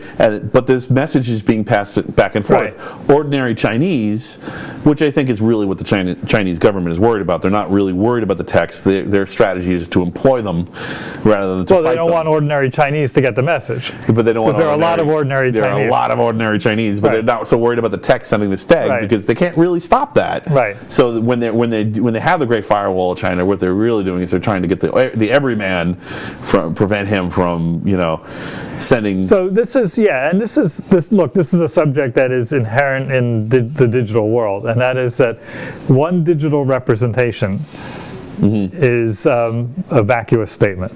You could have a digital something encoded in hex and something encoded in this base 58 encoder for Bitcoin. The same set of ones and zeros will give you two different outcomes depending on how you encode it. Right. Now, if you're clever, you can make those two different outcomes have meanings. Right. Right now, this one outcome has no meaning because it doesn't carry any weight. But if it said NelsonMandela.jpg, not only would it be a Bitcoin address, but it would also be the name of a picture file that was encoded in the transaction. Right. If you're looking for a picture and it's a URL, you're never going to see it. Right. Yeah. If you're looking, and of course now there's ways you can. But ultimately, all it is just a string of ones. But if they have a one-time pad at their side, forget it. But all it is just which a they string. Probably do if they're that advanced. Just a string of ones and zeros. Right. And it can mean both things simultaneously depending on how you encode it or decode it. I mean, this is something that's happening. A revolution that's happening in everything, in the entire internet space, and I think it's a bummer because a lot of people don't get what's going on there. I mean, this really started with music, and like first people started encoding music, and they were just long strings of numbers, and people are downloading MP3s, and all of a sudden the recording industry went, "Whoa, my God!" And then there was movies, and then there was the DMCA and the Kaplan case, and now what more recently, most people don't realize is that this is happening now with firearms. The people are trading plans for firearms, for complete and total plans, and they work. Right. I mean, people out there with videos like, look, it works. They 3D print a Glock from scratch, and it works. Yeah. Well, have somebody a rifle that shot 700 rounds before it broke. Yep. And I mean, I've been kind of holding off on talking about this. but have somebody else fire it first. Right. So I mean, I can't even. I have to say, I can't even. I'm a little nervous to even download the files because I don't want to, run a file. Well, somebody will know that you did it. Somebody will know I did it. But hopefully, it would just be the person who put it up. But unless you use the Tor browser. Right. Yeah, I know how to do that, but I don't want to. It's not the point. I don't know whether they work or not. We're the most restrictive. This is not. The point is the centralized manufacturing is no longer. You can't say, okay, this is your mechanism, and you can't. You have to follow the rules. But it's not unique to the digital world, but there is a fundamental difference. And so that spy messages 100 years ago, you might have to read with a magnifier because they were embedded in the lines of a drawing or something like that, or like the fine. Did you see the logo for the thing? So no. It's a piece of paper with the code written on the side. I forgot the name of it. Wow, it's been so long since. Anyway, keep going. But back in the 60s, there was that subliminal message, "Drink Coke" in the drive-in movie theaters. In between the advertisers, they would flash "Drink Coke." That freaking Bill Clinton had to apologize for the national anthem having a subliminal message in it. The one that they played for 10 years on every TV station. Yeah, so those were they were ineffective, but those they were illegal. They were made illegal, but they're ineffective. They don't do anything, but they're actually there. Yeah. The fundamental difference in the digiral world. No one figured it out for 20 years. So. Right, because you couldn't see them. Yeah. Right. So, but the fundamental difference in the digital world is that once you so it's transitory. The Drink Coke, you have to stop the projector to see it. Right. In the digital world, you could have two copies of that same the message and the hidden message, and they're permanent. Right. They don't change. Right. Once you've extracted them, they're there. Right. That's the fundamental difference. I see. Okay. So the extraction, because you have infinite copies, you can have various states of encryption, encrypted here, not That's encrypted right. here, Right, encrypted basically, here, not all you need encrypted is the there. right magnifying glass. Right.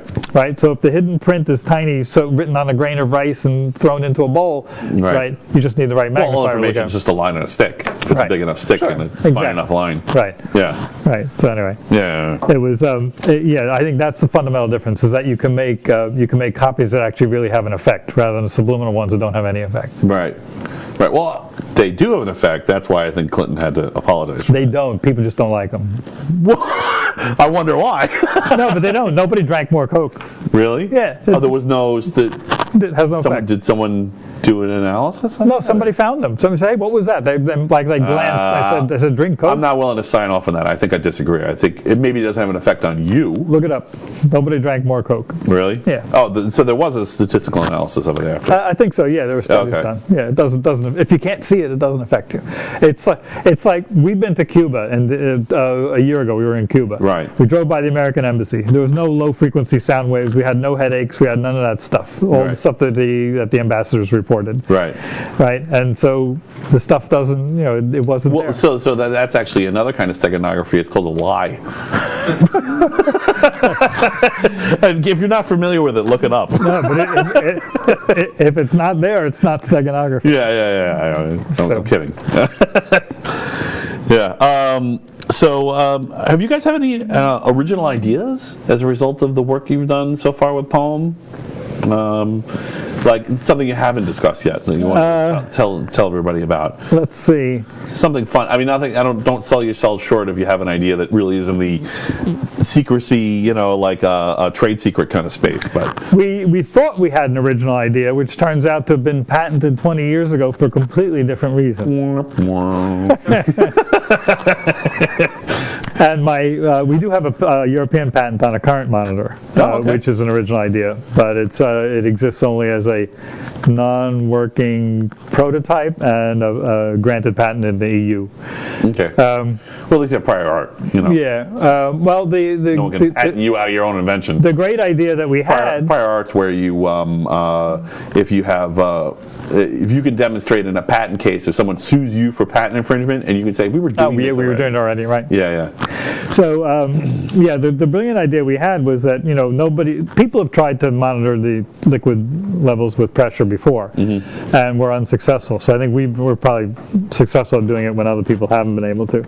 And part of that secret is we put a bell, which is called a pipe nipple, actually, at the end of our tube. Nipple. Right. We put that at the end of our tube, and what it does is, so now as the fluid rises up into the tube, the error caused by the amount that rises up into the tube, we wanted to minimize that. So we calculated how big the nipple should be so that any change in height would be a large change in volume would be a small change in height. So what does that mean? You need a big area. Right. So we use a large diameter nipple, 6 inches long. So now the fluid only rises this high into the tube, maybe. So that's our error in our measurement. We just say, okay, the pressure is this, and the error is maybe 1/4 of an inch, but we only read out to the nearest inch. So that's how it's an ignorable error. It's an ignorable error. Okay, now I get how you did it, because I was like, how do you know where the oil level is? But you can use the rate of change on the nipple. That's right. Yeah. So it turns out 20 years ago, a guy patented. I kind of blew it off before, but I didn't get it. Now I get it. So 20 years ago, a guy patented the exact same idea to correct for temperature variations. And I said, it's the wrong idea. It should have been for pressure variations, and he would have had the... Right, because as the pressure in his tube, as the temperature in his tube changed, the volume would change. Lucky break for you, you would have been licensing it. Yeah. In a way, you think it's bad, but actually it's good. I blew it. So it turns out, but we see the same structures everywhere. A lot of people have been using them for a long time, but for the purposes, they didn't realize why they were working the way they were working. Spectacular. There's got to be automotive applications for that too. I don't know. Maybe automotive fuel tanks are read differently because they have to they can't change whether you're braking or accelerating as the fluid changes its level. Right. And if you're going up a hill, it has to be the same as when you're going down a hill. Oh, okay, I see. Yeah. All right. So it's automotive is different, and also it takes the regulatory agencies are. Well, actually, I wasn't thinking fuel. I was thinking maybe one of the other, like the coolant or something like that. Possibly, but it's again that's Or oil pressure. Yeah, Also. yeah. The other brilliant idea we had was the current monitor that we actually designed. I entered this competition to on a website called 9 Sites, which I think is now called 9 Sigma, and companies post engineering challenges there. And so I responded to one, and a Japanese company then contacted me, and they're big. It's Omron. They're like the GE of Japan. Omron is the GE of Japan. How do I not know that? I feel like a OMRON. Omron. Okay. They make relays and stuff like that. I'll avoid using a funny accent. Keep going.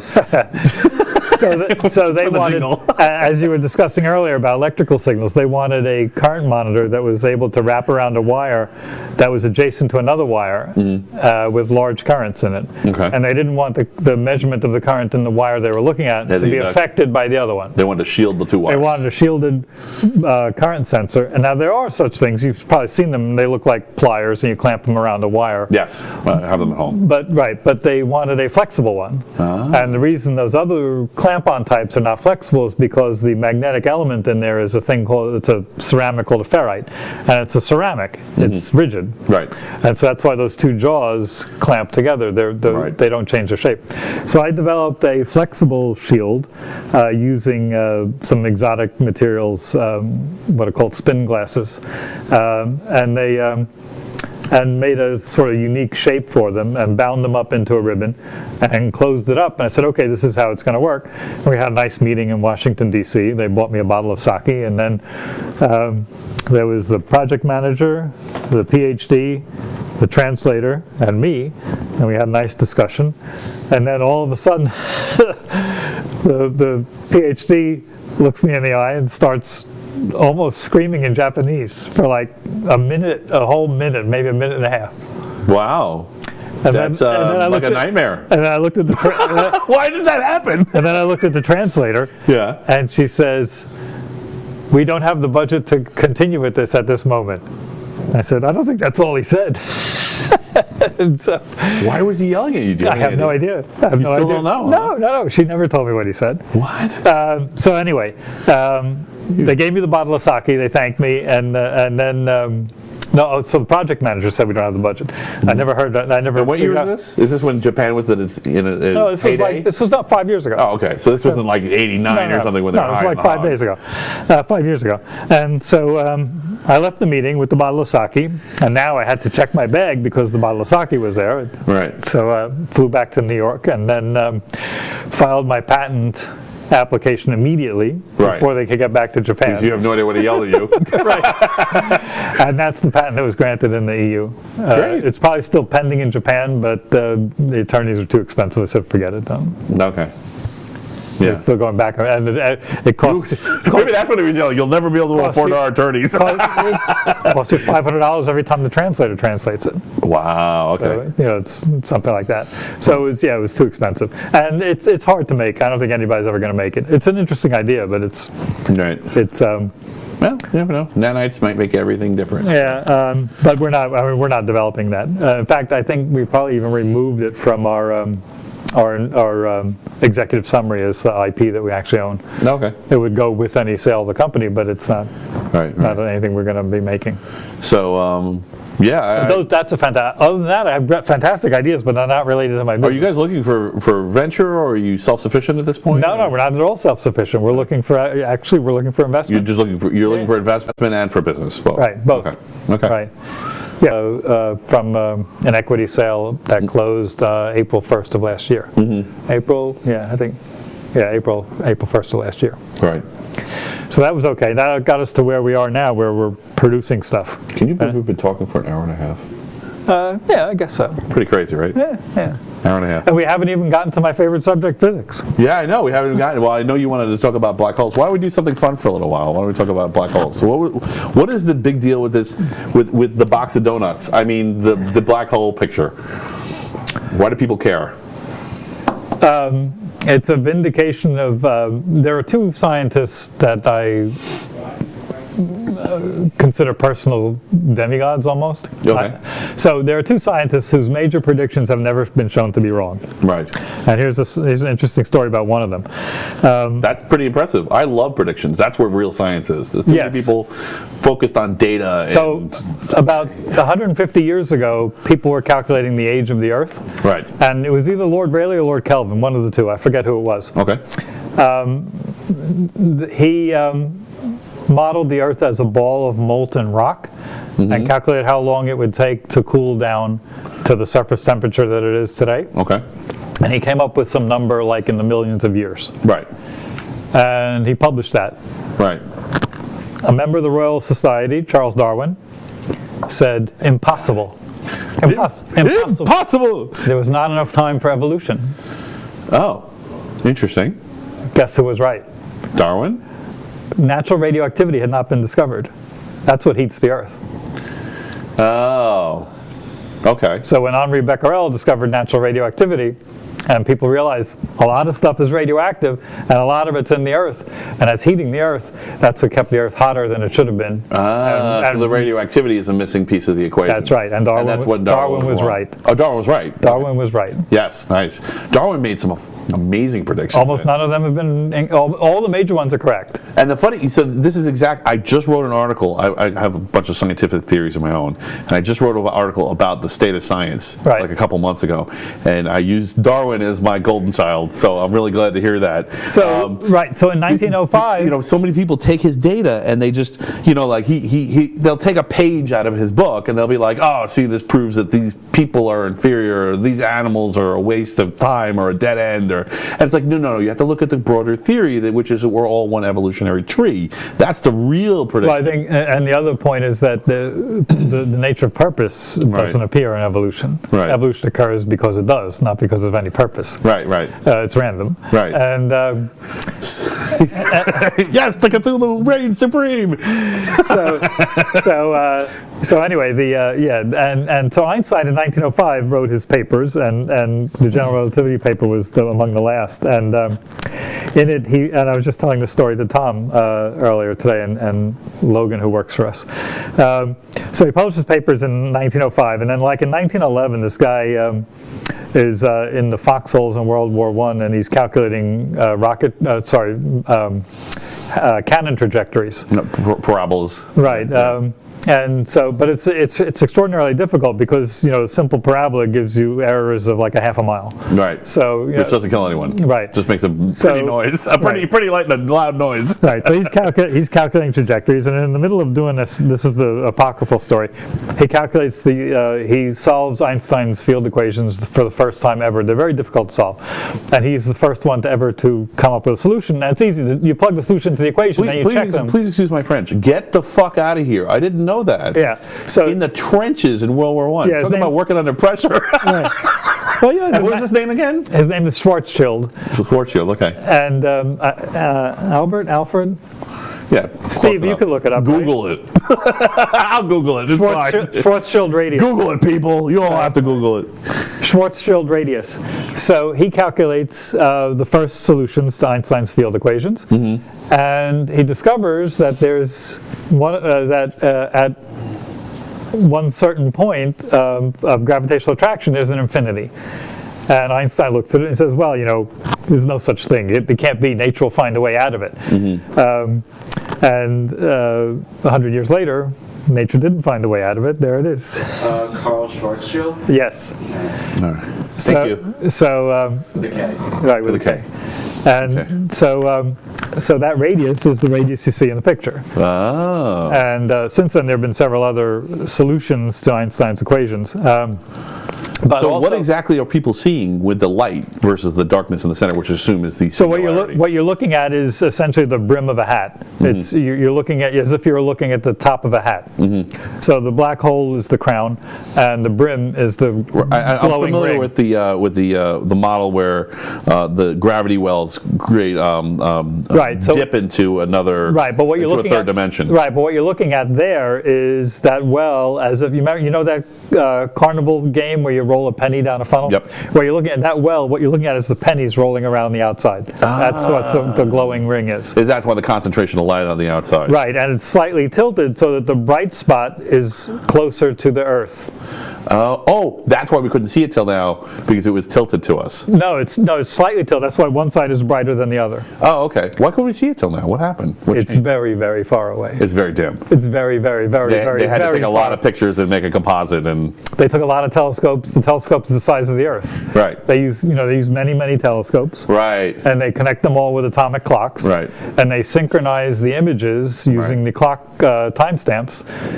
And the amount of data was so large from the observing sessions that they couldn't use the internet to send it to MIT, so they were actually delivered in hard drives. Internet. Oh, nice. Okay. Yeah, they're delivered hard just like Amazon. No, sorry. Not picking on the cloud. Anyway. And and we have to give a shout out to the woman postdoc that wrote the routine to put the images together. I don't know her name, but Tom Canino, my CTO, told me that it was a woman postdoc. They interviewed her.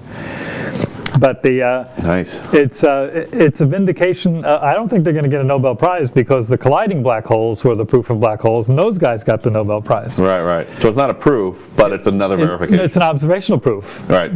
But it's a direct. And it was a prediction. It's a direct observation. The colliding black holes are indirect observation. So I'm sorry, I'm a little slow and childish. Karl Schwarzchild, exactly what did he predict again? He was saying that this field, There's a solution to your equations which has an infinity in it. which is an infinity, and the infinity was the singularity at the center. That's right. Oh, okay. Right. So has there been any? I'm curious. Is there any possibility that these are a personal pet theory of mine? I haven't had a chance to sit down with a physicist, so this sounds stupid. Please forgive me, because we've had such a great intellectual conversation where my ego has been rubbed. I'm going to the fear. I don't think there are really any stupid questions. So, it seems to me that we have no way to know for sure until we're closer, observationally speaking, to know. I mean, of course, we have these predictions. This is actually making me question. This is why I'm asking this. There's a possibility that some of the black holes are actually wormholes, and we don't know what's on the other side, and that maybe that there's some physical property on the other side of the wormhole that we don't understand, which is why things are sucked through. A wormhole requires one part of space to be connected to another part of space. Right. So the black hole is a hole in space, maybe possibly in another universe. Well, yes, right. A lot of different people, rules. Yeah, right. A lot of people think that, but a black hole is actually a puncture in space. It doesn't. So there's nothing on the other side, Right. so to speak. Well, I'm not going first, so I'm not, I wasn't even. I was never confident enough to even consider that. But So here's the problem, and it's a problem that bothers quantum physicists as well. Right. The problem is that there's information that we have, the arrangement of atoms in our body, our entropy, the color of your hair, and all sorts of other stuff that goes along with us. Organization of the molecules. But the only thing that a black hole has is charge, spin, and mass. Right. So what happened to all that other information? Right. So that's a very simple way of looking at it. Right. And quantum mechanics argues that can't be true. So the two worlds, the worlds of quantum mechanics and worlds of general relativity, don't really line up quite Right. Yeah. just yet. So that We're not there. String theories come close, but we're not right there. I have a personal bias against string theory, but please. for no apparent Rip reason. it apart. No, okay. Well, I mean, the couple of things you hear is that, inside the black hole, all those extra 23 dimensions that are required by string theory, they're all in there. Yes. So Right. it sort of obviates the fact that it's a singularity, that there's no space or Right. time or. And of course, you have this thing with dark particles coming out of them too, which doesn't really. Nobody knows what they are, but small black holes evaporate, but large ones keep growing. Right. Now, there are fundamental questions here that are, again, deeply mysterious. So when black holes were originally thought to be real, Hawking and so on, it's Hawking radiation that causes a black hole to explode. Right. So when they're too small, what happens? Oh, I didn't know that. So yeah. Hawking radiation is like does the Hawking radiation increase as the mass of the singularity increases? Is that No, how as it works? goes down. Oh, as it goes down. So that of course it will evaporate. That you're talking the small explosion. ones, You're talking the about small the ones, evaporation. the small ones evaporate. Small black holes evaporate. Evaporate equals explode. Got it. Yeah. So what happens is that a particle starts streaming towards a small black hole and accelerates until finally it creates what's called a virtual pair out of the vacuum. Right. But now, I mean, of course, it's going to break down the quarks as it gets close enough. no. But what happens is it's got a momentum going in. Right. So the virtual pair has to conserve momentum. So the particle going into the black hole is carrying extra momentum. So the other one has to go back out. So it's going to carry away some energy from the black hole, the energy that the black hole used to create the particles. So when it's small enough, the black hole explodes. Or that's just the outdoor on the wormhole. No. So Yeah. so anyway, and then in the 20s or 1930 or so, an Indian physicist, Chandrasekhar, everybody was all excited about all this stuff. Einstein thought the black holes didn't exist and nature was going to find a way. And then Chandrasekhar came along and said, if you get this amount of mass in a lump, like a collapsed neutron star, Yeah. it will continue to collapse further into a black hole. Right. And that limit is the Chandrasekhar limit is now a known limit. And you do calculations based on these kinds of What numbers. was the name of that limit again? It was a Chandrasekhar. It's a common Indian name. car limit. Okay. I That one I don't know. I'm going to look. Yeah, that was in 1930. I think that's the limit. And what's interesting is that Robert Oppenheimer had also calculated some of these quantities as well in the 40s and later, and they, for instance, calculated the radius that would be required of a gravitational field to capture a photon and make it travel in orbit around the gravity. And it turns out that radius was exactly equal to the one that Pierre Laplace had calculated 200 years earlier. That's spectacular when that happens. He said, just as a mathematical curiosity, what is the gravitational field necessary so that the orbital velocity is the speed of light? So it turns out to be the same. It's an unintentional proof. Oops, I found an identity. So yeah, it's sort of funny. But funny. yes, and it's. But the scientists that announced the discovery said that science is going to be known as before April 10th and after April 10th. April 10th, Yesterday. 2019. Yeah. Wow. That's how strongly they feel this is. This prediction has unequivocally come true, even though someone already won the Nobel for proving it came true. Yes, right. And again, it's an indirect proof, but So they are not without a sense of irony, but they are not incorrect either. Maybe the Nobel Committee gives them an award too. I don't know. I doubt it, but who knows? That seems like a shame. Yeah. But it was an extraordinary feat. But now, it's. Again, it's a vindication of all. There are many competing theories of general relativity that agree with Einstein's equations but don't match his model. Right. And so these all can now be tested, and you can throw them out. Right. His theories held up.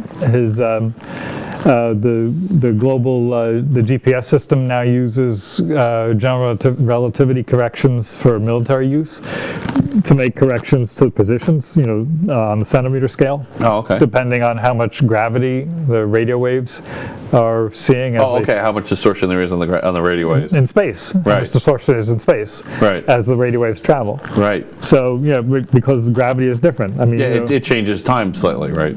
It changes. Well. So now the distance between 2 points is defined as a straight line, but in a curved space, a straight line is not straight as we know it. Right. In the inside of the glass, a straight line is this. Right. On the Earth, a straight line is a great circle. It's not a hole drilled through the Earth. Right. And people seem to know that on the Earth, but don't accept it out in space. Don't tell the flat earthers. Well, Hate mail. Karl Gauss knew this as well. In fact, the curvature of space is known as Gaussian curvature. Yeah. So Karl Gauss knew this as well, and he said, how do we know the space is flat? How do we know the Pythagorean theorem is true at big distances? So in fact, he actually flashed lights from mountaintop to mountaintop to try and see if the distances, if the sum of the squares of the sides of a right triangle. What year was this? This was 18 something or other. Oh, okay, right, okay, yeah. Right.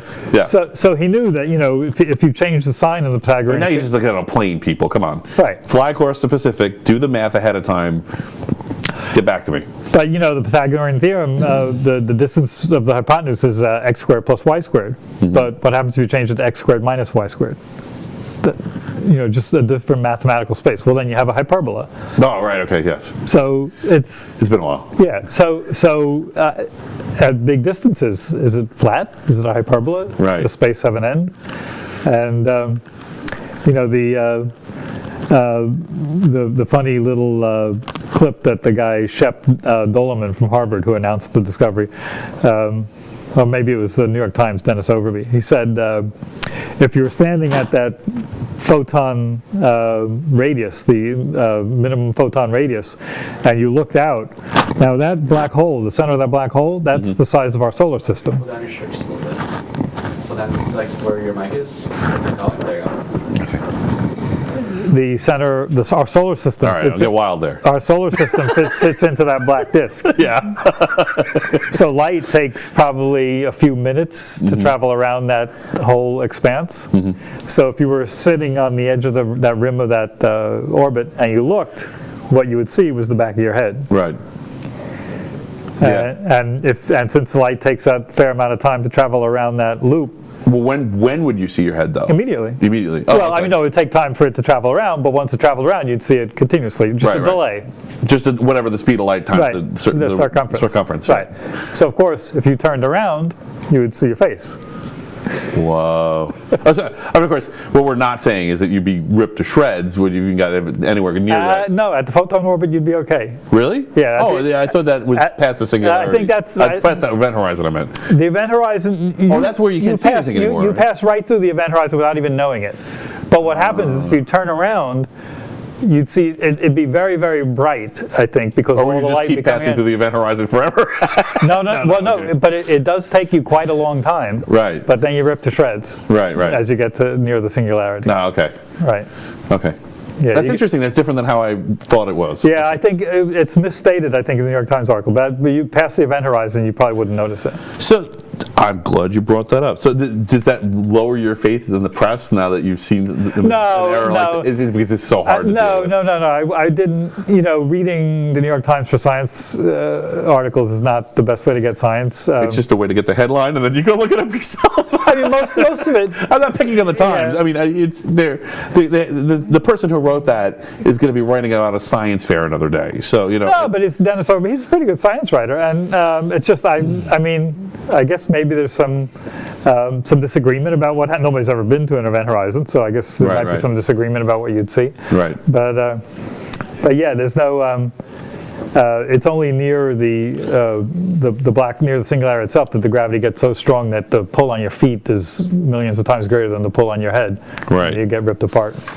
Yeah, there was. I've forgotten. I keep forgetting the darn name of this, but there was. There's actually a social effect where a person who reads an article of something where they're a specialist in, and they read it, and they're like, "Oh, this is completely riddled with errors. I hate this," and then they just turn to the next page and assume everything is true. Right. Right. Yeah. Right. So that's the reason I was asking about that, and I find that happening a lot because I have a few things that I know a lot about, and I go, "Oh, yeah, that's really interesting." Right. I know. Wait a minute. I remember once I read something that had an error in it, and my brother's a physician, and so I mentioned to him. I said, "You don't read any of your medical articles. It's like you don't get any medical information from the medical stories, right?" And so some of the physics stories are a little bit off. And I think it's forgivable to a point. The thing I worry about is retractions. Right. Because of course retractions are never the thing that drives eyeballs, and this is something I think blockchain maybe could fix. The thing that drives eyeballs is the excitement, the buzz, the I gotta go check this out, And then, but the problem is the buzz is gone. It's spent. The emotional energy Right. that drives human beings to learn is gone. And then the realization that the mistake was made comes, and the retraction comes. And not only is it not at the same level of visibility, even if they were looking for it, which they're not, Right. but it's on page 50. Yeah. So everyone assumes the lie is the truth. Right. Now, of course, it sounds innocent, but is it? Maybe sometimes it isn't, you know. Right. You know, sometimes for sure it's innocent sometimes, but Right, the National Enquirer. you have a happy accident a few times, you know, like a kid that discovers a hole in their parents' security, and they're like, oh, I can get away with this all the time. Right. I'm never going to go to bed on time now, you know. Right. Yeah, right, like the National Enquirer model, you know, just publish what you think and then... And then let people yell at you, and then maybe you'll fix it later. Right. Although, I you know, back when it was a little bit more, you know, more about the alien boy and all that other stuff, those reporters actually thought that they were pretty good because they were getting stories nobody else could get. They thought they were good, they thought they were great reporters. Right, really? Yeah. Oh, that's good. Yeah. I mean, good for them. Right. You know, nothing like being self-affirmed. Right, but you know, it's... I got a participation trophy! No, but it's you know, I guess it's changed its tone. I can't tell you that I've ever read an issue of the National Enquirer, Yeah. but it is for sale now. Yeah. Oh, it is? Yeah. Interesting. Yeah. I have not read the Enquirer either. I have occasionally looked at articles, and at worst, I would use it as a headline indicator to look the headline up in other places. Right. just like we were discussing using the Times. So. Right. Okay. So I'm curious what. Yeah, it would really. You know, it just would be nice. Again, talking about that custody problem. You know, what's the truth? You know, it really would be nice to see retractions flattened with headlines. Right. You know, I would just, and then that way, you know, we could realize the potential of, you know, the failed potential of the TV and the possible potential of the internet, where you can use these mediums, and the fact that anyone, I mean, like I made a cartoon for this show, and it sounds stupid, but it's not, because I was able to explain it. I tried to explain to people what a technocracy was, like Right. 30, 40, 50 times. I made a cartoon, no one asked again. Right. Right? Yeah. Because, you know, it's very powerful if used responsibly. Right. So I would love to see some kind of system of flattening retractions with original stories, so that you had to use it responsibly or your reputation would fall. Maybe as a currency. Right, but part of the problem there is that the retraction has to occur at some later date. Right? You have to find your mistake. And Well, the thing is, because it would be on a blockchain, when Right. you look the original story up, all the retractions would come crowding in. Right. You'd be forced to look at all of them at the flat level. Right. And there would be no denying it, because it's on a blockchain and it's immutable. Right. Anyway, just throwing that out there if you're feeling bored. What I was thinking about when I was being bored was incorporating a blockchain into QuickBooks. Okay. QuickBooks has a large user base, so there are your nodes. Right. Oh, okay. I like that. Right, QuickBlock. So what would be the what would be the shared data set? The ledgers. The ledgers. Okay. Do you think people would be willing to share their QuickBooks ledgers with? But you wouldn't. Well, nonprofits could. Nonprofits. Yes, that would be a perfect model. But you wouldn't know whose transaction it was unless you knew their address. Right. But even forget about the possibility of leakage. Why even take the chance? Or charities. Charities Right. will get more donations. I mean, it's Right. just fact. They'll get more donations the more open they are with their books. Right. So if you put your books out there, you're going to make more money just by participating. Right. Oh, that's a good incentive structure. I like that. Good thinking. You have your. What are you, smart or something? You have your programming tools out. Yeah. Which IDE do you use? Yeah. Here's my ID insight. Right. Why did Eclipse call itself Eclipse? I don't know. I think it was competing with Sun Microsystems. Oh, yeah, okay. You're right. You're totally right. That was a marketing decision. I really think that's true. Yes. Yeah, I think you're right. That's crazy. I never realized that before. Yeah. I said, why is it called Eclipse? Why would anybody name an IDE Eclipse? I said, aha. Yeah. Aha. It's a word play. That's right. It's a Come and get us over the castle wall. Where is Sun Microsystems these days? What is the land speed of a swallow? Right. Oh, they're dead. They're dead. They blew it. They had, they were on top. They had every opportunity to switch to open source, which they did, but they did it too slowly, and they dragged their feet too much. Well, Java's going to become closed source soon. You have to pay. Yeah, you're going to have to pay for it. Oh, okay. Yeah, I think That sucks. That seems like an Oracle decision. Yeah, look at your latest update little message. It says pretty soon. Oracle was pushing their Unbreakable Linux really hard, and we were like, no, we don't trust you. And we were right, because if they're going to close Java, then you definitely couldn't trust Unbreakable Linux. You know, there's a Linux military distribution.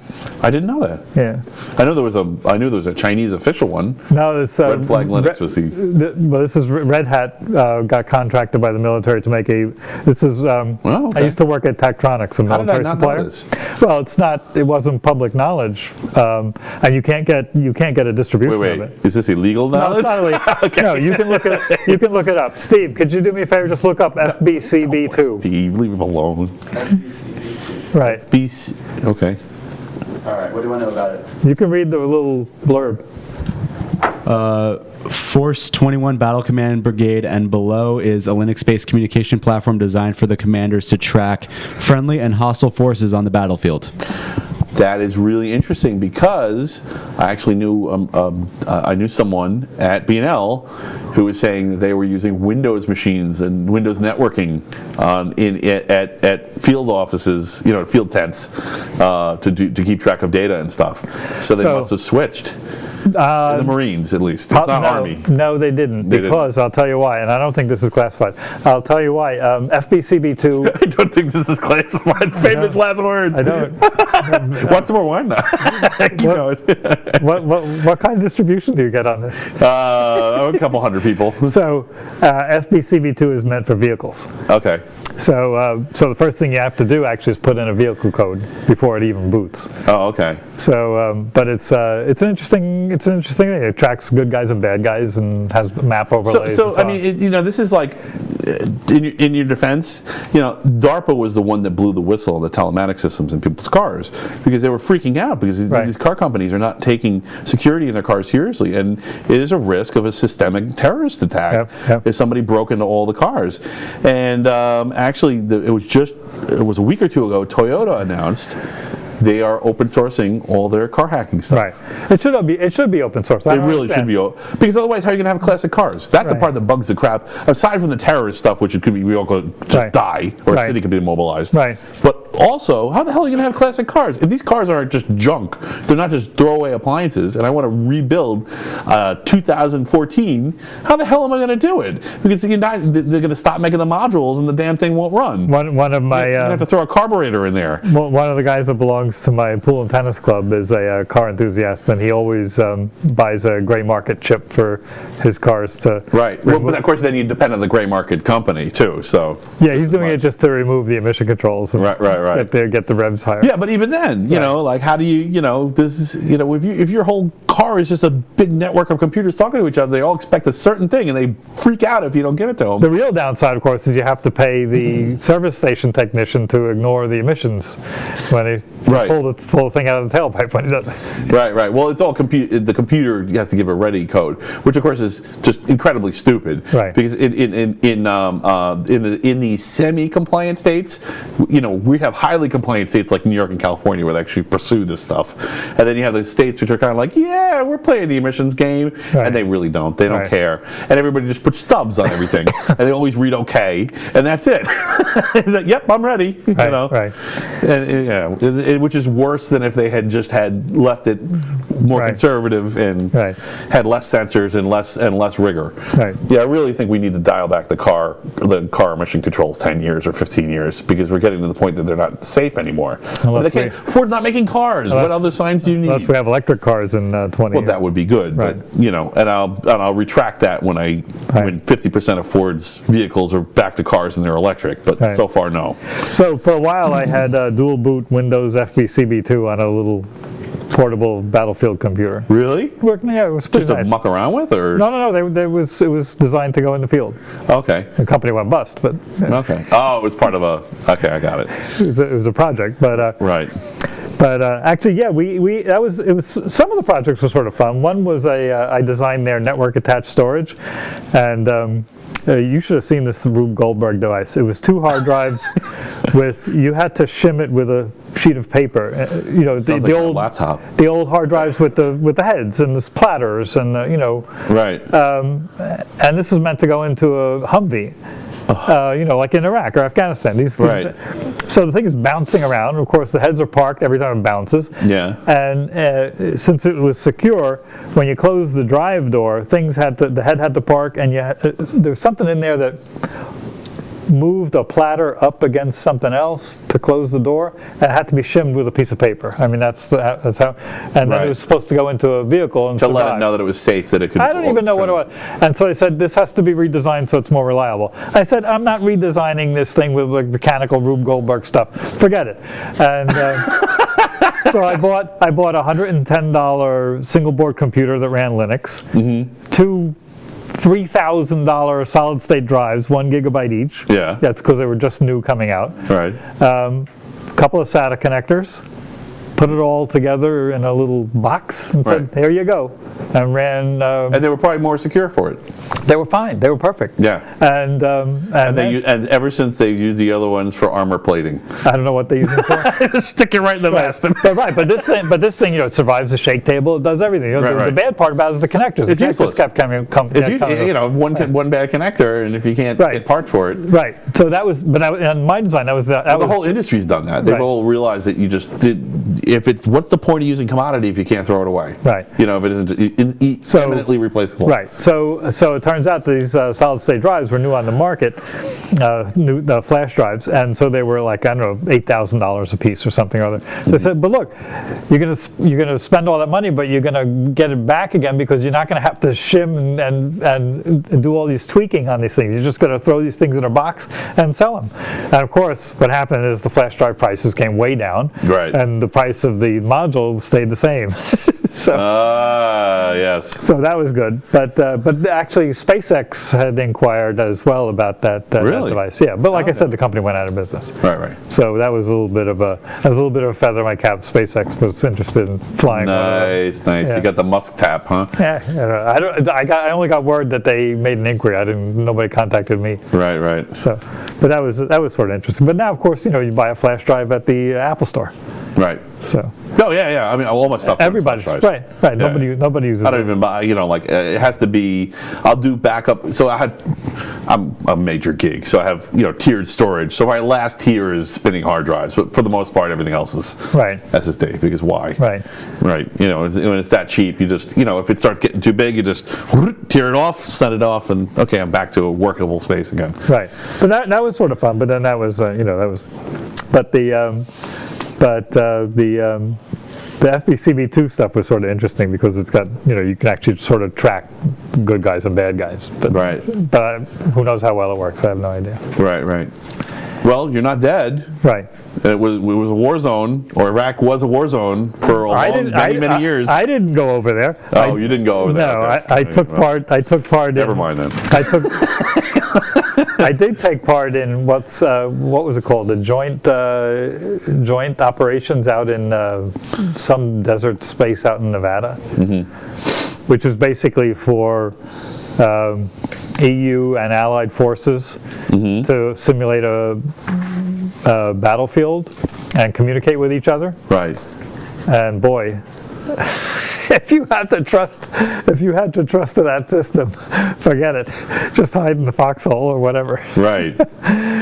So what was wrong with it? I mean, everybody has their own protocols, right? And so you have to have the correct login and all this other stuff. And right. So you've just been sitting there futzing with the technology for so long, and meanwhile people are dying, and the Wilhelm scream is repeating itself. You have the British guys over. You have the British guys over here, and you have the American guys over here, and you have coalition forces over there, and they all have their own radios. They all have their own headsets, and everything about that whole military system, I didn't work on this, but we had a guy that was designing FPGAs for the radios, right, for the communication systems, and all it had to do was push to talk. So you want to talk to channel 1, push channel 1, talk channel, and they could never get it to work for some reason or other. I have no idea why it seemed so difficult. It's bizarre. And and mute and talk to everybody in the Humvee, talk to the navigator, talk to the co-pilot, talk to the gunner, or mute everybody. It seems like they should have just sent someone in a pickup truck to go to a camping store. Well, and no, just this is all in one Humvee. Right. No, but I'm saying they should have said, all right, go, we'll cover for you. Just drive to the nearest sports store 2 countries over and just buy a pallet of normal CVs and just... The problem is that you can catch those over the air. Right, of course. So go back to Enigmas. right. So you know what the soldiers did though? Right. Actually, in the field, they would take their this is iPod days, right? So they would take their iPod, and they would take the speaker wire and cut it out, and cut one of the wires to the headphones, Yeah. one ear of the headphone, and they'd wire the iPod to that speaker on the headphone. Oh, so they can actually hear it. They're having music at one and comms in the other. Oh, cool. Nice. That's really... funny. Yeah, that is funny. Right. So it was different out in the field than what you actually designed. I can't believe it. We went through all the topics. I only have one thing left that I wanted to ask you, and then I want to give you the floor and let you say if there's anything you want to say. I wanted to ask you, are you a sci-fi fan? Do you know who David Brin is? No. So David Brin is a sci-fi writer, but like sometimes sci-fi writers get it right, and make predictions of their own. And so he wrote this thing called Transparent Society, where he was essentially saying that cameras are going to be everywhere and privacy is dead. Right. Who's kind of a prophet in that space, and it certainly looks like it's going that way to me. So especially for people looking at the Internet of Things, of course this does not apply to your product at all, but in the Internet of Things space this is a big deal. They just found a microphone in the Nest thermostats, and everyone's like, why is there a microphone in here? And there's a camera in the video display of some airplanes. Right. So my contention is, this was David Brin's contention, is privacy's dead, get over it. My version, this is why you can tell I'm not a libertarian, is a little more subtle than that, which is that I think that property is like an inherent human right. Now you can argue about what property you have a right to, right, but that you have a right to some kinds of property because it gives you the ability to make do some kind of planning for yourself. And that when you're in the space of your own property, then you have a right to privacy. But when you're in the public, when you're in the commons, that you don't. Right. So I don't know if you agree with that, or do you have your own philosophy? I think the legal principle. My wife's the attorney. I'm not. But I think the legal principle is that if you're moral, screw legal. Yeah, but slaves were illegal. Who cares about legal? But based on people's collective experience, is that if you're out in public, there is no expectation of privacy. Right. Yes. Yeah. Okay. So the picture of the sailor kissing the woman in Times Square at the end of the war. Yep. They don't get a dime from that. Right. They're in public space. The photographer took the picture. Keep it in your pants. He owns the picture, and they never got a dime. And so that's true. However, the downside is we were asked to bid through Infosys on a project for Grand Central Terminal to count people in the terminal. And on my desk I have a little radar that can do just that, can do people counting. It doesn't recognize faces, right, but it does people counting. And that's a new, amazing technology. The thing is this big, sits on my desk, and it'll count people in a room. Right. And there's no spinning dish or anything. It's just all on a circuit board. Wow. Just through echolocation or variations of it? No. It's got 9. It's got like 4 transmitting antennas and 16 receive antennas. And so you know how phased array radar works? Oh yeah, kind of. So you do the maybe they don't. So go ahead. So you change so if you have 2 beams of waves coming out like that, they don't touch each other. They're fine. But if they go like that, and the crests are in phase, they'll amplify. They'll add. Right. The power will increase. Right. So now if you just like resonating when you sing. Right. People sing and it gets louder. Right. If they're on key. Right. So when you change the phase of one, so that they're no longer in phase, they're like this. But what happens is somewhere else on the side they're in phase. So you can steer it Just by okay. You can steer the beam just by changing the phase of the different emitters, right? So that's 8. Right. So that's called a phased array radar, and that's Right. what they use. And then the receiving antennas detect the reflection from, and the angle is known by how you phase the transmitting antennas. Right. So anyway, we were asked to do this thing for Grand Central Terminal. I said, okay, great. I have a people counting radar that we can use, and I have a guy up in Massachusetts that's interested in collaborating on some of these projects, and he does a lot of work like this. So he says, oh, great, yeah, we've been working on some facial recognition software. Grand Central Terminal never contacted us again, so I don't know. I think the proposal fell through. But I was thinking about it. I'm not really sure whether I wanted to work with him on catching everybody's face in Grand Central Terminal. You mean that you are a moral technocrat? My goodness. I don't know. I mean, I don't know if I would be comfortable with that. Yeah, it's borderline. It's sketchy. Well, on the one hand, okay, so I can make an argument for or against, right? For, I mean, knowing how many people there are, let's say if you know how many people are in each room, you may be able to roughly track the movements of people. Maybe you could stop a terrorist attack. Maybe you know where to send the police. Maybe you know when you reach, you can predict when, like do a delta kind of on the number of people in there when there's an event and the trains aren't running, and before it becomes a stampede, you can stop it and start ushering people out. On the other hand, you can do that with your eyeballs too. So yeah, on the downside, Big Brother would never use that for evil. Right. The human observer is much better at it than the computer observer. At some point, that won't be true, though.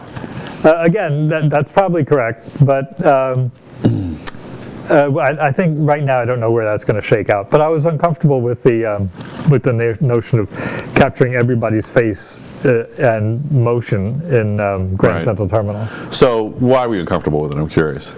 I mean, I can imagine, but because I wouldn't like it to be known of me, as walking along and everybody says, "Oh, there goes Arnie," and it's just you have the feeling like somebody's looking over your shoulder. Right. Once the data's there, if the data's there and ripe for the plucking, it seems like just a single political wave could change it from a benign use to a devilish one. Well, right. I mean, yeah, there's no morality to data, but... but I mean, the availability, it's easy when politicians want to do something wrong, and you can just say, well, we can't do that. We don't know how to do it. So if you can do it... Right. So there's this notion of physics of phase transitions. Mm-hmm. And, you can, if you watch frost on a window take shape, or you breathe on it and the ice crystals go away, it grows spontaneously. It only requires that initial spark, and then it grows spontaneously by itself because of interactions among the players in the field, and that's the ice molecules or whatever. Right. So, when Facebook and Microsoft did this study, what's going to engage people the most? Well, just call them names, right? Right. And that engages them. They fight back. Right. If you say, I think you're pleasant and beautiful, half the time you get ignored. Right. Right? But if I said you're a racist, you're a white supremacist or whatever, somebody writes back, says, yes, I am. Fuck you. And, Right. That's a huge problem happening right now. Right. That generates, people are being incited to the thing that we fear. So the Microsoft experiment was one day. Right? Because the best way to generate engagement was to insult people. Right. So the goal... They gave it a problem and it solved it. Yeah, right. The goal was the wrong goal. So in case you don't know what we're talking about, Microsoft wrote an artificial intelligence, if you want to call it that, it was an attempt at a legitimate artificial intelligence, not just stupid machine learning. And it pretty quickly figured out how to achieve its goal. And one of the ways to do that, to engage people, was to be insulting. Right. Because it got better, just like a child better does the same thing. You get a better response. Like, wow, look at their face now. I must be winning. That's right. Right. If it only had a conscience. Why is this baby crying? Yeah. So and so it's asking the wrong question. Your human interactions, I think, and so now you see that now, and I think. Look, I think the simple answer for Facebook and Google and whatever is if you want to post something, post it under your real name. But they're not going to do that because they're going to lose eyeballs. Right. Right. If there were a requirement to authenticate yourself, right, you'd never see this. Well, here's the funny thing: the joke's on them, because one of the things we've talked about here on the show before is anonymity is a temporary state. Right. What most people don't understand is anonymity is it's a strategy but it's not an objective. It's a temporary. It's an offensive strategy. That's what I mean to say. Anonymity is an offensive strategy, and the reason why is because anytime you have an encrypted session, if you can man in the middle and gather the session, all you have to do is wait, and as the encryption technology goes, Right. the technology that used to be safe will no longer will, and then they can read whatever you're doing. Right. So you're only anonymous for now. And the life cycle of encryption is significantly shorter than a human lifespan. So you're crazy if you think you're really anonymous. Right. Yeah. So anyway, it's kind of a aside from that, but I think that human behavior, I think the reason I know why the Microsoft experiment failed. I think because what we think of as intelligence is partly behavioral. And I think the fact that we tend to trust each other by default, kind of, sort of, not always, not everything, but we kind of default to trust, and I think that's one of the things that makes humans unique from the animal kingdom. It used to be like, we use tools, which we know is total bullshit now. There's plenty of animals that use tools, but it's the fact that we actually, and there's this demonstrable scientific learning. This is where part of my science theory comes from. Unique to humans and dogs. We'll get to that another time, but only humans and dogs is the learning triangle. You point at something, and a human being will assume that you're trying to help them, particularly a child, right? Because you have to use a child, because otherwise the intelligence levels are too different. And dogs will too, and they're the only ones. A monkey understands what a point means, but they don't know that they don't trust you. I've heard the opposite about dogs, and I tried it when my dog was alive. I tried it on him. Oh, you know what I'm talking about. Yeah. And I've heard the opposite, that dogs do not follow a point, and but pointers obviously do. So they're on the cusp, I think. Yeah. Well, I think if they do have a conscience, it's because we bred it into them. Right. So it's not like, and of course, whenever you see the thing is, of course, what people come back at me with is, animals are clearly very kind because this picture of a bear and a deer, and I'm like, what do they have in common? It's a human, and that's always the case. Whenever you see altruism in animals, it's either just a random coincidence where two behaviors align. It's an anomaly. It's an anomaly, or human beings are present. Right. I don't think kindness doesn't have anything to do with it. Yeah. Except with people, for some. Right. Yeah. I mean, altruism intra-species, intra-clan is true, I think. Well, I mean, wolves, for instance. Yes, absolutely. Right. But there's another thing too with that, which is that wolves. What do wolves, bees, naked mole rats, ants, what do they have in common? They're all family. Right, they're social animals. Yeah. So it's actually just a big family. The mammals tend to be a little less true, right? They tend to be more mating involved, and they may not be direct. But I think the nature of artificial intelligence now is probably similar to the nature of computer language abilities maybe 10 or 20 years ago. All the computer scientists said, we'll have computers understanding language, in 10 years. And it's never going to happen because there's some fundamentals that are missing. Well, I mean, it's getting better, but there are fundamentals that are missing. And one of my experiments that I intend to try at some point before it gets too advanced and the experiment will fail would be to, for instance... Bell experiments are good too. It's good data. No. It will fail because Google will have thwarted my experiment before I get a chance to try it. And that is to take a standard English sentence, translate it to French, translate it back into English, translate it to French, translate it back into English, and see how long it takes, how many cycles before it's gibberish. I say it's like 3. Right. I say it's about 3. Well, it's almost like a variation of the Turing test. Yeah. Have you ever heard that before anywhere? The Turing test? No, the test that you just... No, it's my test. That's Arnie's test. Yeah. That's the Arnie test. Yeah, you know what? I mean, that might be... Steve, let's try it. I think you may have just coined your own version of the... I take song lyrics, run it through 7 different languages, and then bring it back. It doesn't happen, but... What do you want me to test? What do you want me to write? The quick red fox jumps over the lazy brown Oh, come on, they might have a short cover for that one. No, that's good. That's what I use for the nonce in my Bitcoin talk. While you're torturing Steve, I have poor Steve. Sorry, man. I didn't sign up for this. I'm like, hey, I want to have a show of the Technocrat. They're like, yeah, that sounds great. And then we come on here and we're talking physics. They're like, what did we do? So this was done by Mark Twain, by the way. Oh. Hey, the song, the story, the celebrated jumping frog in Calaveras County? No. There's a bet. These two guys are having a bet on which jumping frog will jump the furthest. Oh, okay. And while one guy's got his head turned, the cheater pours a bunch of lead shot into the frog that's supposed to jump. Oh, okay. So the frog, all he can do is glumph, and he can't jump at all. Right. So he wins the bet. So Mark Twain took that story, translated it into French, and translated it from French back to English again. Right. And it is hilarious. It's hard to read without laughing after 2 or 3 sentences. So on the one hand, this is a great defense of atheism. On the other, because everything's been translated at least once.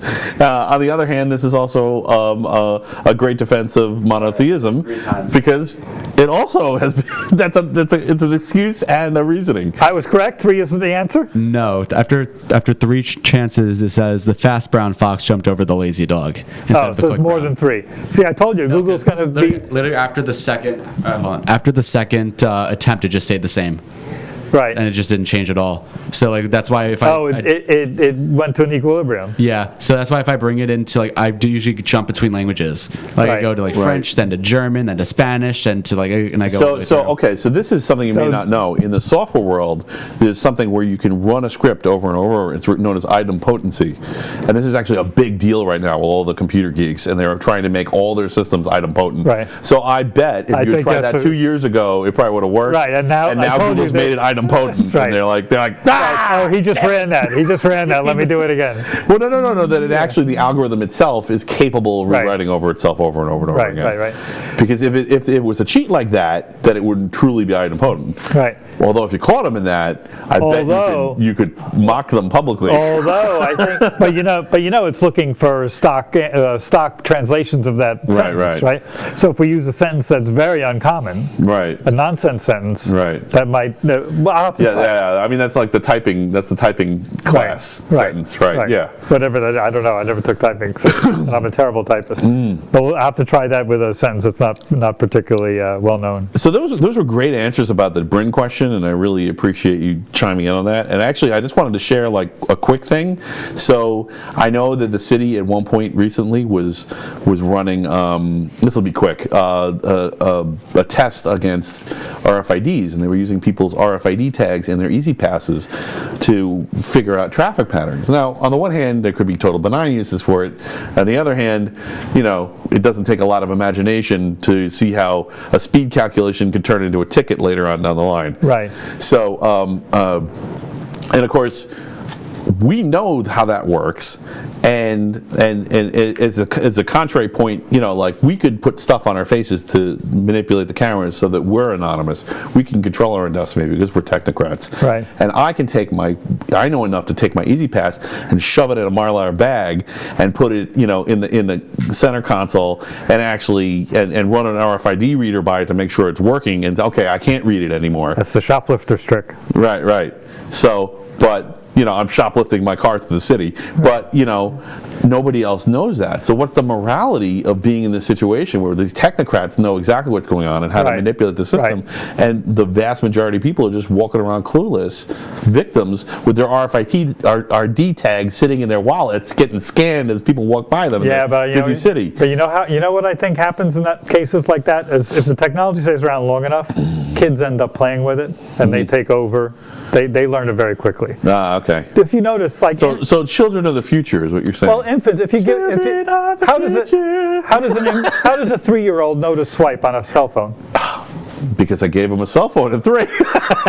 But who showed them? They just tried everything and then something worked. But who showed them? Right, nobody shows them. Yeah. One of my favorite books is a book called The Language Instinct, because it's like a little hobby of mine for a while, was linguistics. Gone so much further with this. And so it's written by Steven Pinker, who writes like a genius, and the London Economist says he writes like an angel.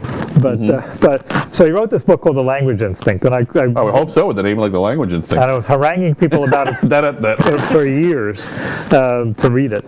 But he points out that it's a spontaneous thing. It doesn't require children to learn anything. They do it automatically as long as there are other children around. And in fact, they don't learn language from adults. And And the number of words you acquire once you start speaking is 1 every half hour until you're like 16 years old. I think it's 100,000 for Yeah, until you're 16 years old. You just do the hours and the words. Yep. Sometimes you can tell a teacher's kid because they have the big multisyllabic language set. But it's how much effort is put into that? Zero. Right. Yep. Zero effort is put into that. Give me your turn. Okay. Cool. Yeah. So, yeah. I mean, I'm going to definitely read that. I'm super interested in that. That seems like it would be right up my alley. I read a weird assortment of technological, economics, and marketing books. And science books. I can throw you all the books I read that have made an effect. Oh, no, please don't open the floodgates. I'll die. I might look you up though and ask you later after I got to this. There's another one. If you're going to read the languages, you got to read the other one, and that's The Origins of Consciousness and the Breakdown of the Bicameral Mind. Origins of Consciousness. I think I've heard about this one. It was written in the 70s by a guy, Julian Jaynes, who was a professor at Princeton of psychology, and he's now since died.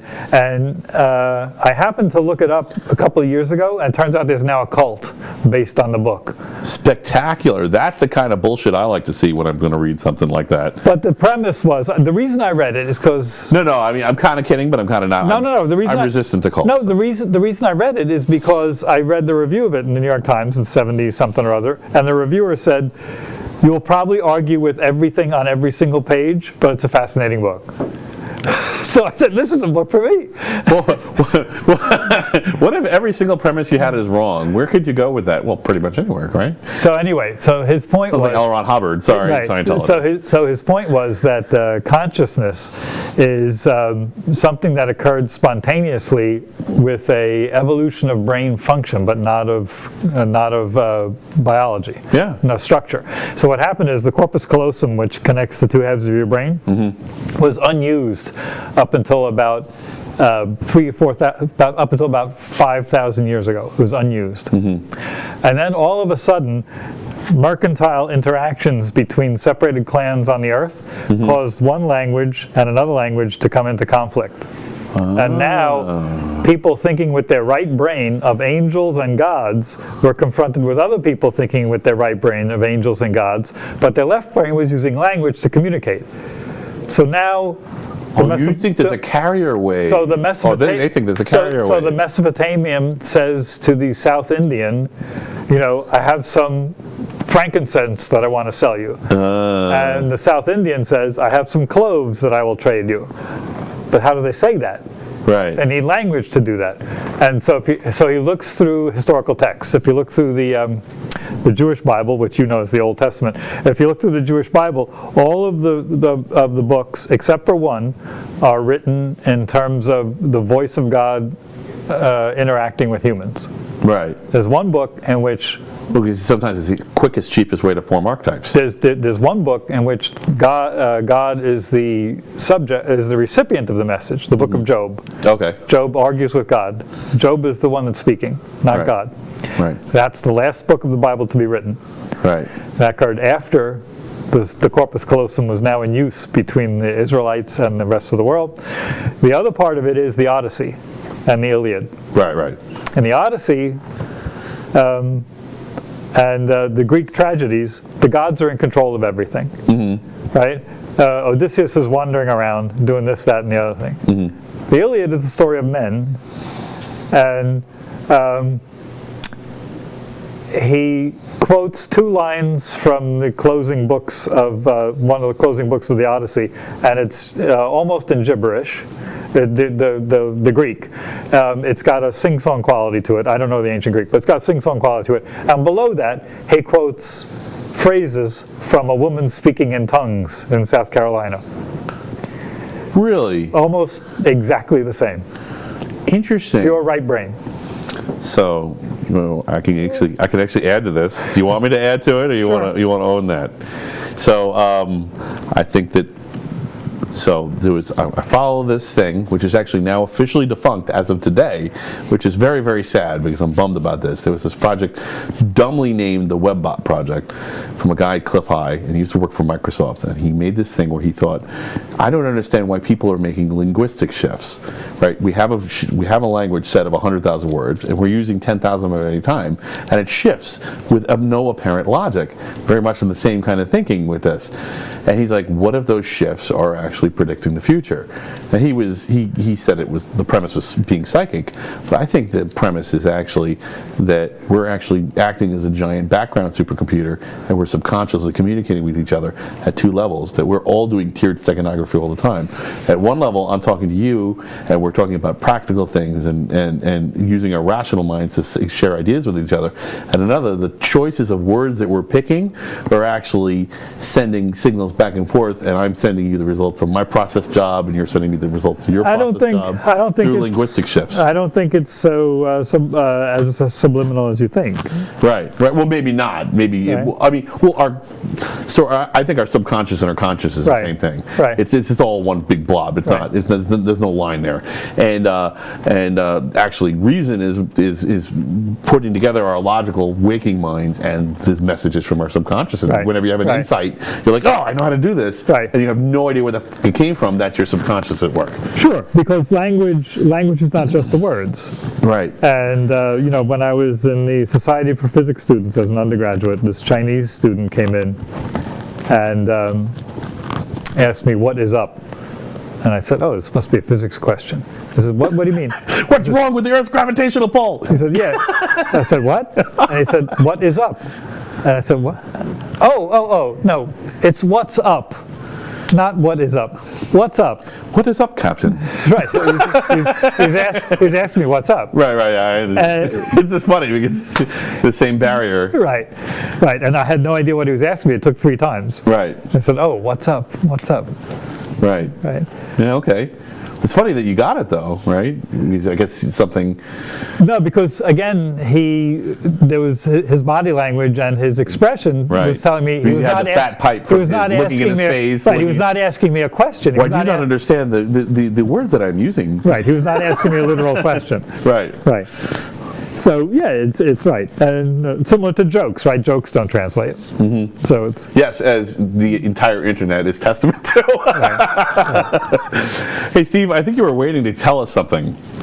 Oh, did you give up? I was just telling the Google Translate. Oh, okay. Yeah. Okay, cool. All right. So I think that we're probably gonna kill our viewers if they watch anything else. Okay. But I'd love to have you back on. This is really great. And also, we're 2 hours and 40 minutes in. Oh, great. Okay. So it's kind of a good spot. Is there anything else you'd like to mention, or any? A zillion things, but we'll save it for another time. Sure. I mean, I'm fine, but No. I mean we have getting late. Another bunch of hours. We pretty much at 3 hours. I had to let these guys off the hook. Right. Because I mean, come on, who wants to hear me for 3 hours? But some people might. I don't know. Yeah, it's fascinating conversation. Mother, right? Yeah. She's gone, so there's no one. I have a zillion things I could talk about, but I won't do that bit again. Sorry, folks. Yeah, but most of my interests are not actually in engineering and doing all this stuff. It's basically a means of getting the company going. Right. So it was all that was about. Most working at Brookhaven was more like paradise. It's right. An opportunity to just do raw science and.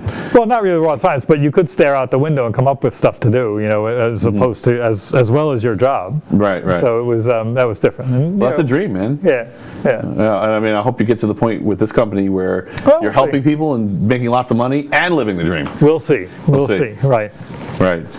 From your mouth to God's ear. Yeah, I think the product looks great, and actually I have a lot of confidence from what we talked about. Well, we'll see. I mean, we're certainly hopeful, but it's a matter of getting them into the hands of the people that buy them. Right. All right, great. Great. Thanks so much for being on. It has been a pleasure. My pleasure. And I think we're going to be talking more. Okay, great. All right. Thanks a lot, folks. All right, bye-bye. Night.